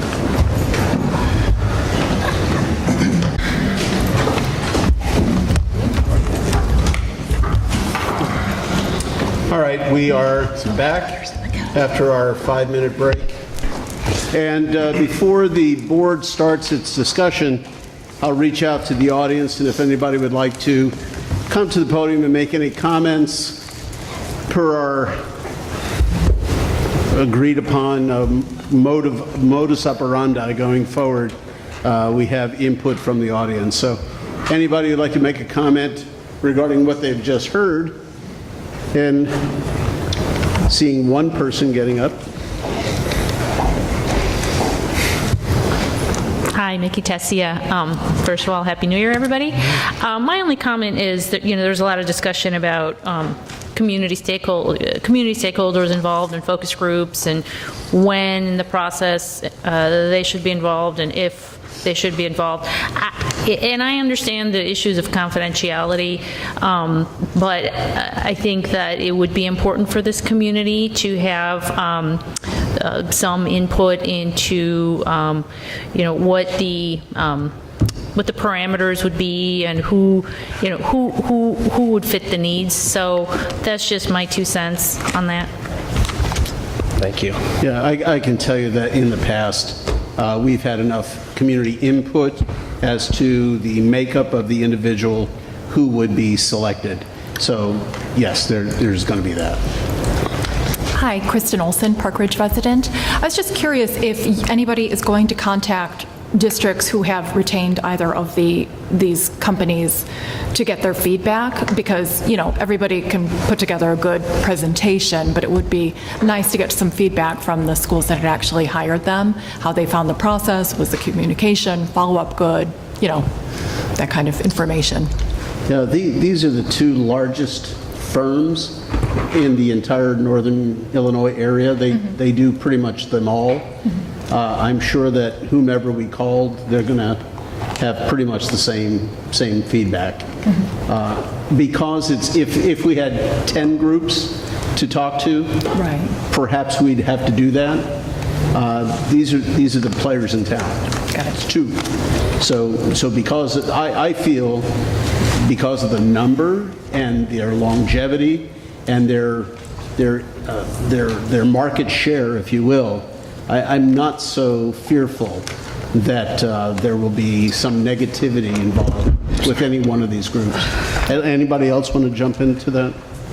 Well, I think Joel had, sort of surveyed the firms that are out there for us and had looked at sort of that criteria in terms of the number of searches that were performed, how active they've been in our area, because I think one of the things we wanted to, I believe that we wanted to look for was someone who had sort of, for better lack of a word, a network in the area around here where we think we're probably going to be most likely to attract a candidate. And these two firms were really sort of head and shoulders above any others. Yeah, to your point, we do have spoke to some of the other districts prior. I've spoken to some people as well as to emphasize what Tony said. What you found is there used to be a lot more firms that have done it. The number has really dwindled down for whatever reason. It comes down basically to these two that you'll find primarily. One of the other firms, or some of the other firms I think have fallen apart because of not so good reputations and things that have not worked out. Basically, a lot of times it comes down to just who they liked a little bit better. But most of them, as they have spoken to, people have found that they've been able to follow through and been able to place somebody, and they've been able to come through on the commitments that they have spoken to the boards. Yep. So that being said, Joel, does anybody on the board feel that we need to contact their most recent or anybody involved in a search with that group? I mean, just to get a consensus. No. I think after we vote tonight, we could, just make one you or somebody.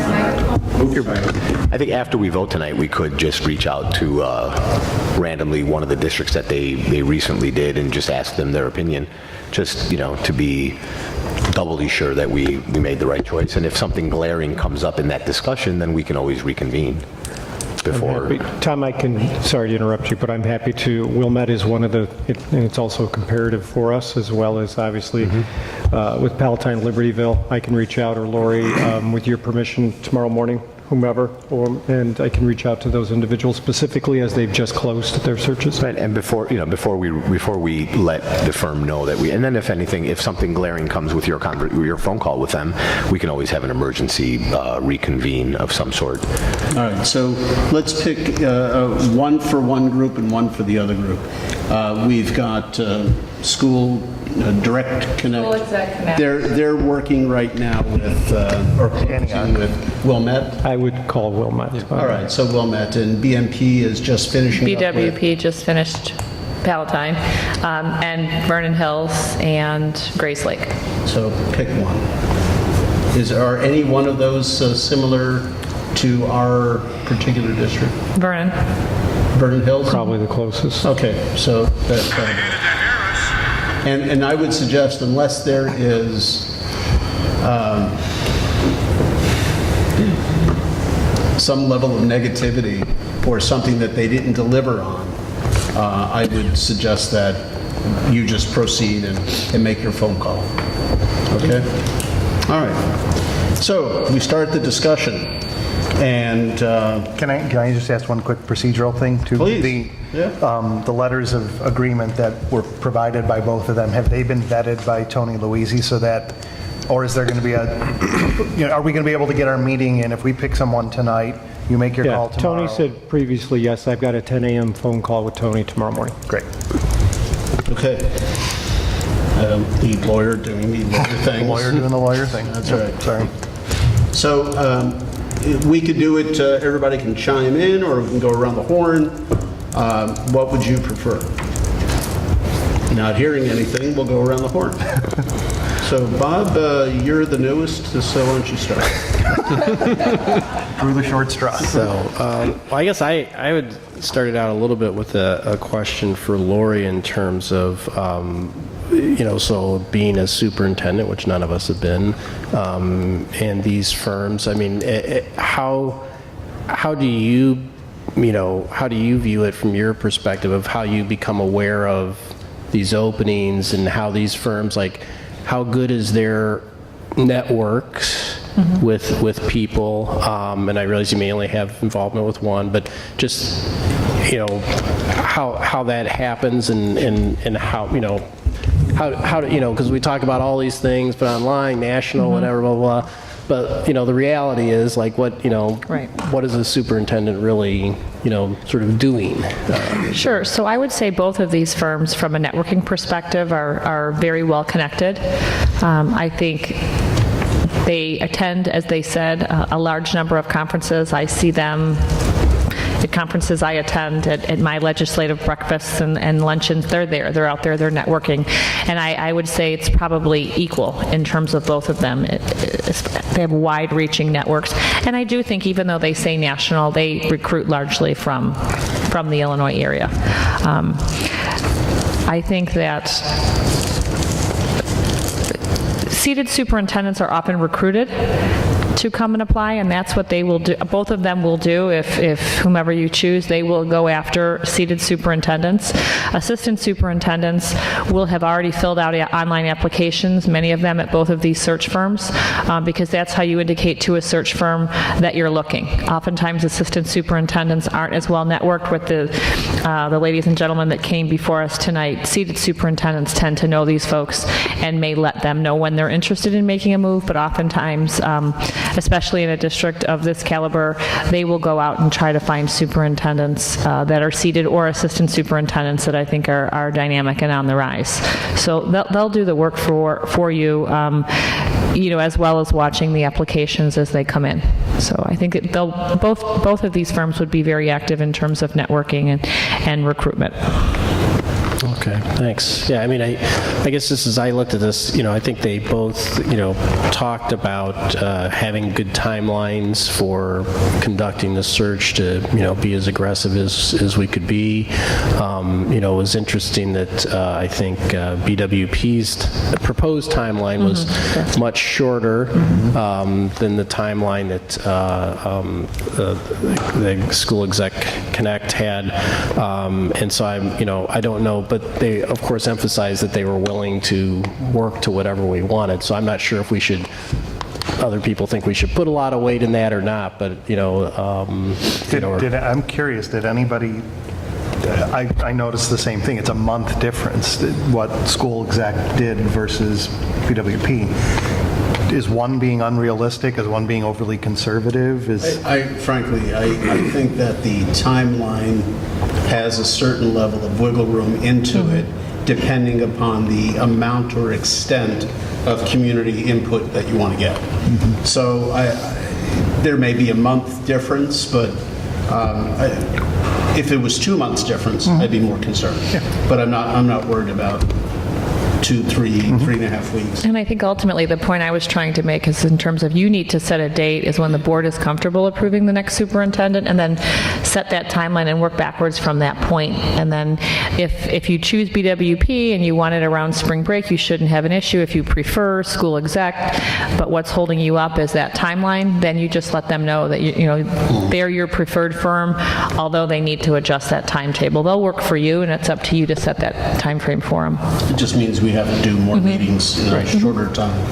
But I would say I would concur with that. I actually thought they were, and I originally thought what you said, Rick, but then I thought about it, and I think you could easily get School Exec Connect to condense that a little bit, and I think they were anticipating that we weren't going to have that next January 14th meeting until the end of the month or February. I think they weren't expecting to get started until much later in January. Right. I agree. I didn't mean to interrupt you, Bob. I'm sorry. No, you're not interrupting at all. So hold on who you would choose, and why don't we hear what Mark thinks? I'd like to hear from others, so. Yes. Before. I didn't really have any concern about the timeline. I felt that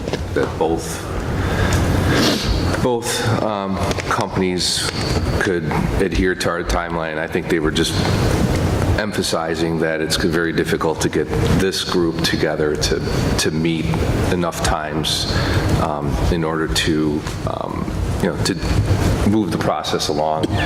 So I don't really have any concerns with that. I believe Bob's question was something that I would have asked Lori as well, and I'm comfortable with her answer, just to kind of get an understanding of how the whole process works. So without getting into my choice and why I chose them, that's pretty much all I have to say at this point. So we're withholding choices right now? Is that we're just? It's up to you. I think it's good to get people's opinions and hear different questions. Then we'll go right around the whole. I mean, my notes that I've got, are kind of going to give away my choice, but I'm going to say them anyway, that I thought school exec did a better job, well, I shouldn't say a better job, they specifically came out and said they were going to be aggressive in recruiting. I didn't hear that at all from BWP. In fact, I heard just the opposite. I heard a passive approach where they were going to post. I know darn well they're going to recruit because that's what they do for a living, but they didn't say that at all, and I was a little surprised that didn't come out. I was impressed by the fact that school exec brought Ms. Rossi. I thought they very much anticipated several of the questions that we had already had, and they weren't in the room as far as I know, Joel. They were sitting out in the hallway, so I don't think they overheard this. I think they anticipated a lot of the questions that we had, and I think they did their homework on us, and that's specifically why she was sitting in that chair. She wasn't sitting in that chair for convenience sake. She was here for a reason tonight, and that impressed me. So I would agree. Obviously, they're the two survivors in the industry because they're both good. I know Mark from 5 years ago when he conducted the search. I agree. He didn't forcibly or specifically come out and said they were going to do an aggressive search, but I know that it would be an aggressive search. What else would it be, right? I mean, we're under a timeline. We've got to get this done. Of course it's going to be an aggressive search. I think it comes down to whomever everybody feels, whether it's Dr. Rossi or Dr. Friedman. I mean, those individuals have to be able to read people. They've got to be able to discern those qualities that are going to make for the best fit for our needs. And whomever you believe is going to be the best fit. So I'm not tipping my hand. Thank you. So You just showed your hand. Anyway, so that's where I think it comes down to. I think they're both going to provide same services and same outreach and basically do the same thing. It comes down to who you feel more comfortable with working for your interests and on your behalf. Tom. Well, the drawback of being fourth is you guys pretty much touched on almost everything that I would discuss. 1, 2, 3, 4. I asked a specific question of them, time, and most of it was evolved around timeline and regardless of what decision this board makes on if we're going to go with an interim or a full-blown superintendent for a reason. And so regardless of whether we decide to hire a superintendent or if we decide to do it, if not, I'm looking at the timeline and we're getting really close with both of them to 6 or 7 of their candidates that they would provide us would be in the March world, and then the finalists would be at the end of March, early April. The elections are early April, so we would know who would be seated at the time. So right around the time when we actually knew who would be seated on this board is about the time that this board would be choosing who the superintendent would be. So there's a possibility that this board may decide to, while we're doing this process, may decide to alter some things at that point. However, I realize tonight that there's no reason to slow down the process now. Starting the process and moving forward, whether this board makes a decision on who the superintendent is or turns over a nice packet to the new board to make their decision on a finalist group of potentially 3 to 5 people, can go either way in my head, and I think it would be sufficient to do it either way. So I think continuing with this process, because I was having an issue with this process to begin with before I sat down tonight, but having heard what I heard today and how the process works, and there's no reason for us to not move forward since an interim would not be the best decision for this district. And remember that both of them did make the point to say that under school code it is this board's responsibility to do this work. So don't lose sight of how important that fact is. Right, and there was many things that was said. So if we're really close to that election time, we can still continue with the process, but knowing who the board members will be, we can now say, okay, well, since we know who you are, then come on in. Let's sit with us. Let's make this decision together, old board, new board, and let's move forward. Because I think that's kind of important too. So having said that, listening to both groups and having done my own little research, on both of them, I feel very confident on which one I would go with. And I think they're both very capable, and I think they would both do a great job for us. I just know who I'll go with. Thank you. Larry. I answered my questions, and I know who I would choose. But I get a little bit concerned with one of them placed more emphasis on recruiting superintendents from other districts, and we have, I get concerned about, I call it bouncing Bobs and bouncing Bettys. They're folks who are looking for more money, and they bounce every 3 years. And so I believe I know the firm that might look after that better, and I made a decision based on it. Freddie? I don't have any lingering questions. I think they answered everything, and I think I'm in a position where I'm comfortable with picking one.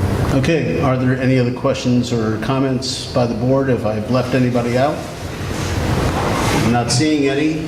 Since you had the least to say, Fred, why don't you start with your choice? Sure, my preference would be the School Connect.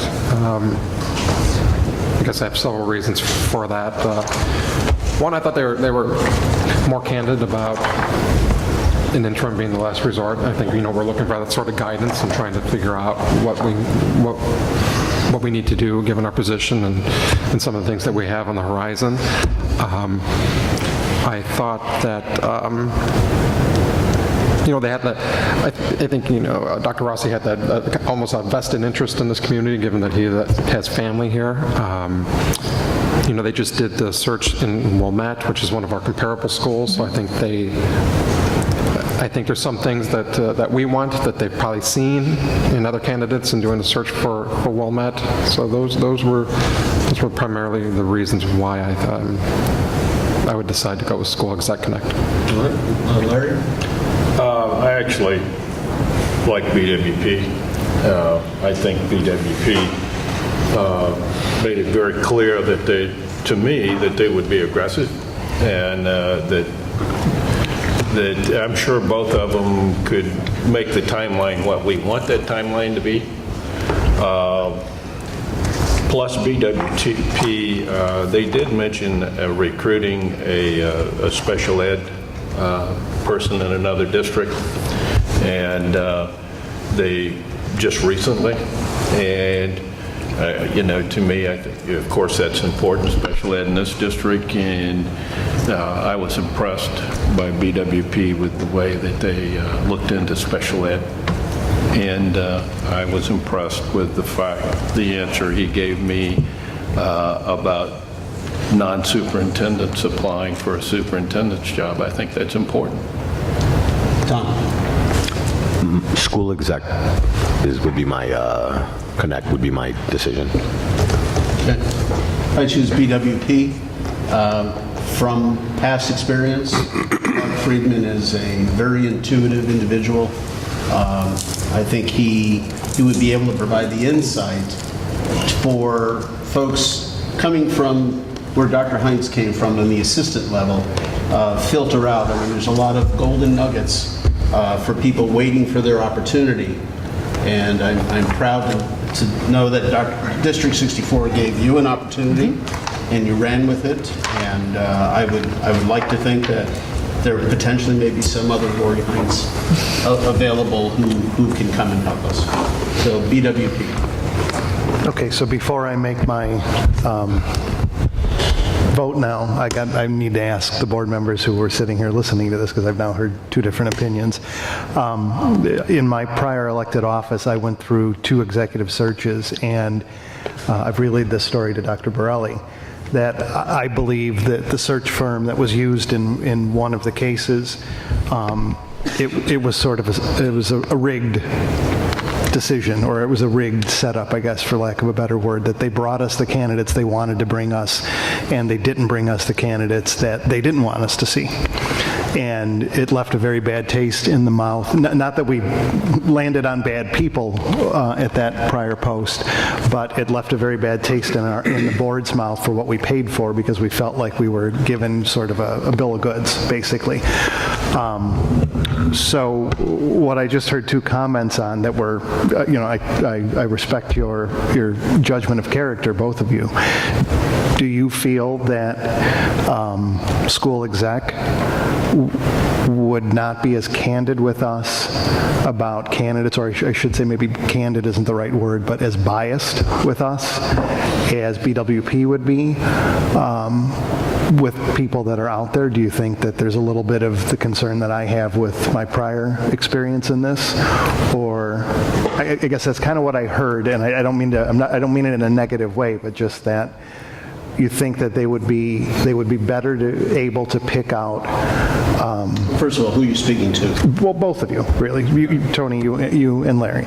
Do you think they would be more unbiased, more objective in being able to pick out people who aren't sort of the golden children in Dr. Heinz's world, and that they might be able to find the Dr. Heinz of 5 years ago who was up and coming at that point? Well, I know Mark Friedman found the Dr. Heinz 5 years ago.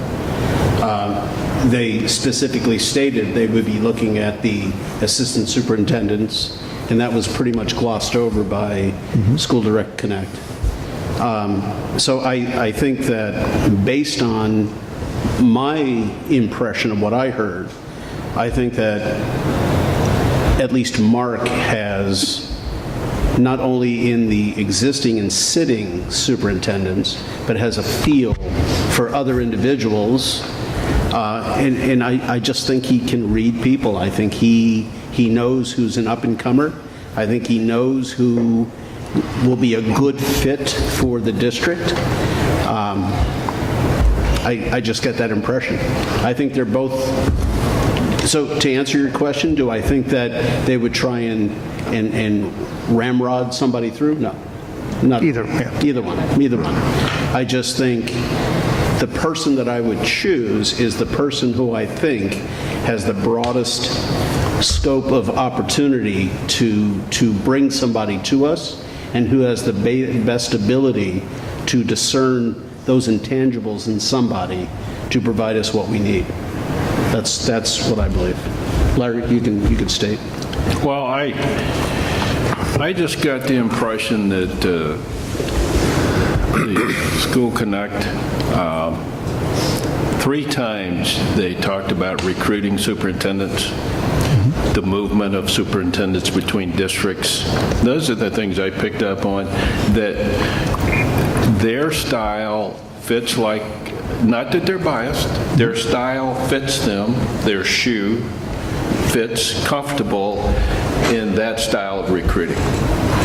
Whereas I got the impression that the BWP would be more aggressive about giving everyone the opportunity, and like I said, I look for the fire and desire in someone, and sometimes when someone's been a superintendent for a while, that fire is flickering.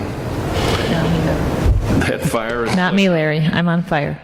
well, literally burning. Excuse me, but to finish my comment, that fire is flickering, and sometimes you get more fire and desire out of someone who's never been a superintendent before, like you when you came here. You came here full of energy and pep. So that's the only thing that split me between the two. I just didn't feel comfortable with what they were saying. Now, they may walk out this door and do something totally different, but you only get one shot. And I felt more comfortable with what BWP was telling me. Okay. Well, my vote is still for school exec. I didn't hear it the same way. I'm not saying you're wrong. I heard them. I guess at the end of the day, to me, the process is what it is. I mean, for better or worse, that's the way it works in the superintendent world. I mean, you guys bounce around. You do. I mean, it's what it happens. The average lifespan of a superintendent in a district is 3 to 5 years. That's just a national statistic. Right. So, and if that's the case, if that's pragmatically what goes on, then I got a better sense from them that they had their pulse on things a little bit more than the other guys, but it's just my gut. I don't think we're going to go wrong either way, so. Mark?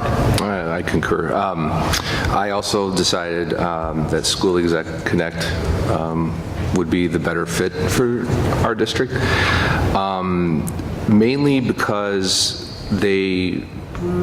I got a better feeling from them in the fact that they acknowledged what this school district is and how good it is and what the expectations would be, and the importance of bringing in somebody that recognizes that, and the fact that they said that they'd be able to recruit really well for us because they feel that this district is such a desirable place to be.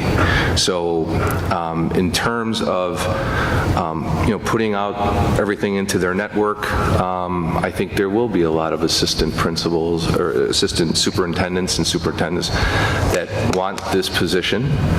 And while I think both of them, both firms would do an excellent job, I just felt more comfortable with the way they addressed us. And to Rick's point, I think they really had a pulse on what we were expecting from them.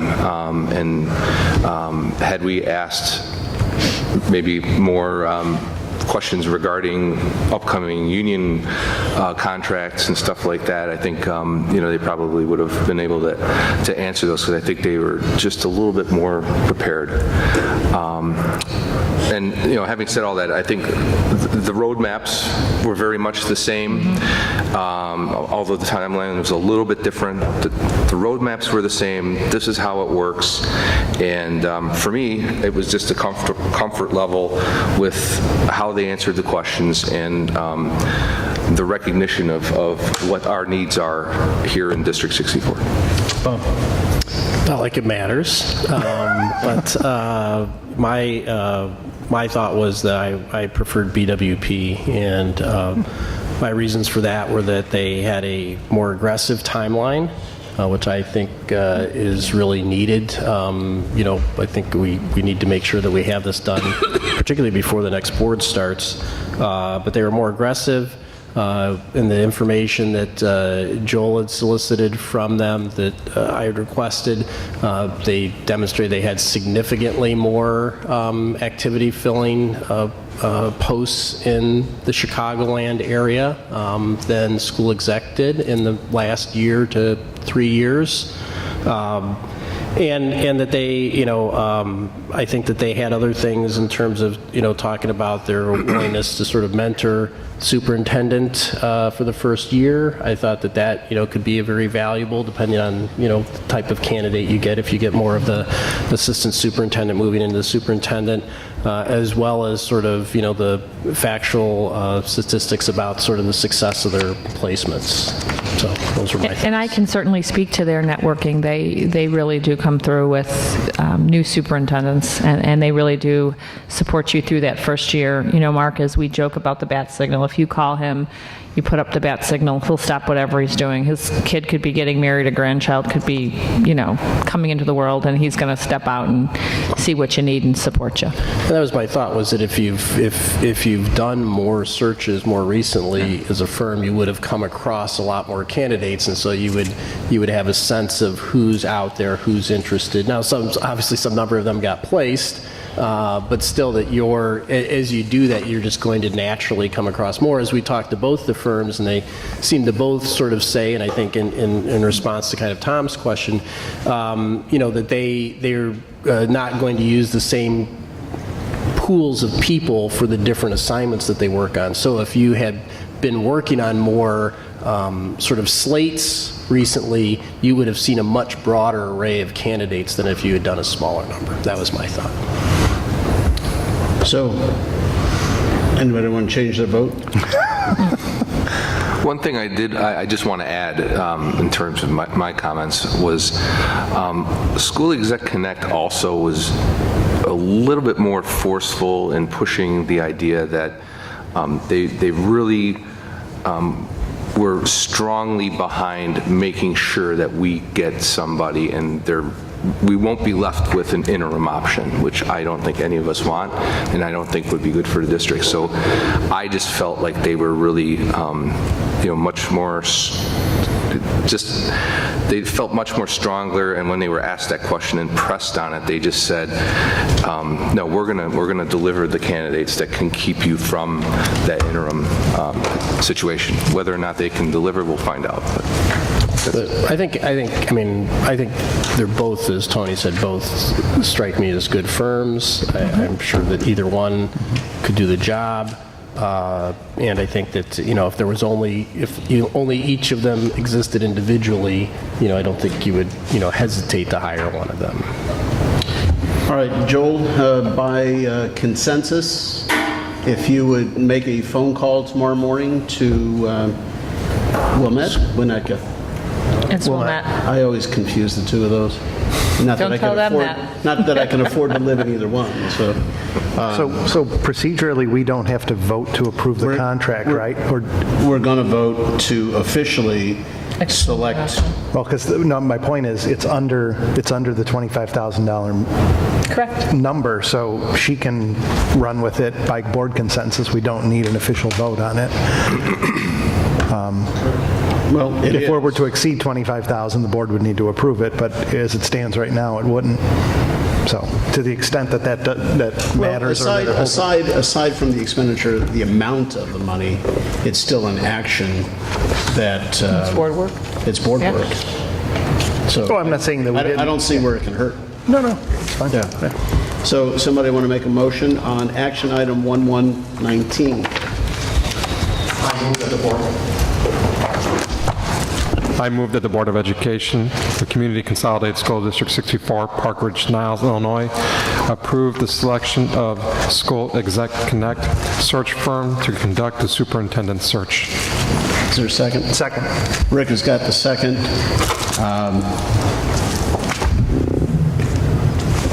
Bob? No.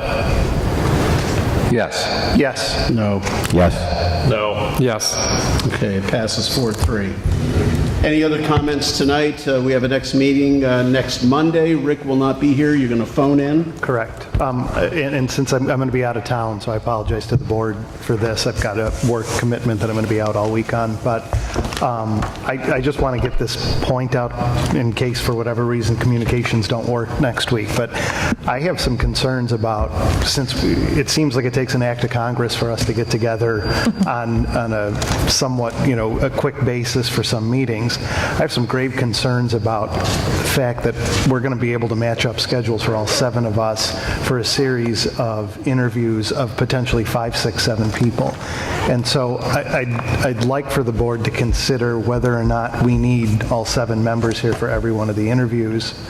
And if there's an alternative way for, if one, Fred, you can't be here for this particular date, but the rest of the 6 of us can. Is there a way that Fred can not even dial in, but we can get it taped and we can hear, Fred can hear that after the fact, so at least he's not going into it blind, but we also don't have to mesh up 7 schedules. My only thought to that is I think it's a good thought. I think it's stressing the necessity of condense these meetings, but I think that it's a little premature.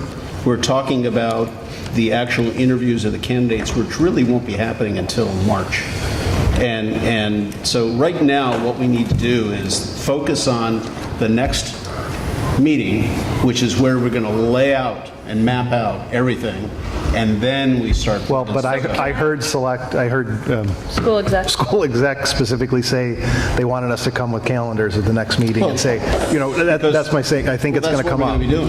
But calendars for potential interviews as well too, because unless I'm wrong, unless I misheard. But may I suggest something that might help? Because with calendars, and Joel and/or I can set up a doodle, where we can list every night of the week that's available, or you can direct us to look at Monday, Tuesday, Wednesdays, or whatever, and then you can tell us between now and the 14th, you can give us a number of dates every couple weeks that we might be together. One thing the board has to decide is when you do, how many folks you're going to want on the slate. Are you going to want 4, 5, or 6 to come before the board? And then when you narrow it, are you going to want 2 or 3? And then those are the dates, based on how many people that you're going to have before you. We really need those dates because those tend to be the spans of time where you're going to be here.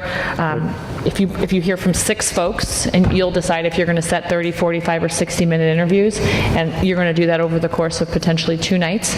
And then the same thing with the when the final 2 or 3 are brought to you, you're going to need larger chunks of time. You're going to rotate them through a board group. You're going to rotate them through a stakeholder group. You're going to have that dinner. You're going to potentially reconvene with the board for another round of interviews. So those are longer evenings. So we're going to want to do those in close succession, so both 2 or 3 candidates are all fresh, in your minds, and not too much time is elapsing between those meetings. And I think that's where we really need to, where the rubber hits the road. Yeah. Rick, on the 6 or 7, when we do our first round, I would have no objection to, if I missed a meeting, to not hold it up for everybody else, to just review the video, if I can get my hands on it sooner rather than later. And if I have any questions of any of the candidates, I can just go ahead and email those candidates. And that's all I'm suggesting, is that we get comfortable with that idea, because I think the likelihood of scheduling 10, 15 meetings in the next 4 months where all 7 of us are around is 0. Yeah. So motion to adjourn the meeting, and so moved. Is there a second? Second. Mark has got the second. Ready? No. Yeah, I'm just joking. You pulled a me. Yes. Yes. Yes. Yes. Yes. Okay. What's the score?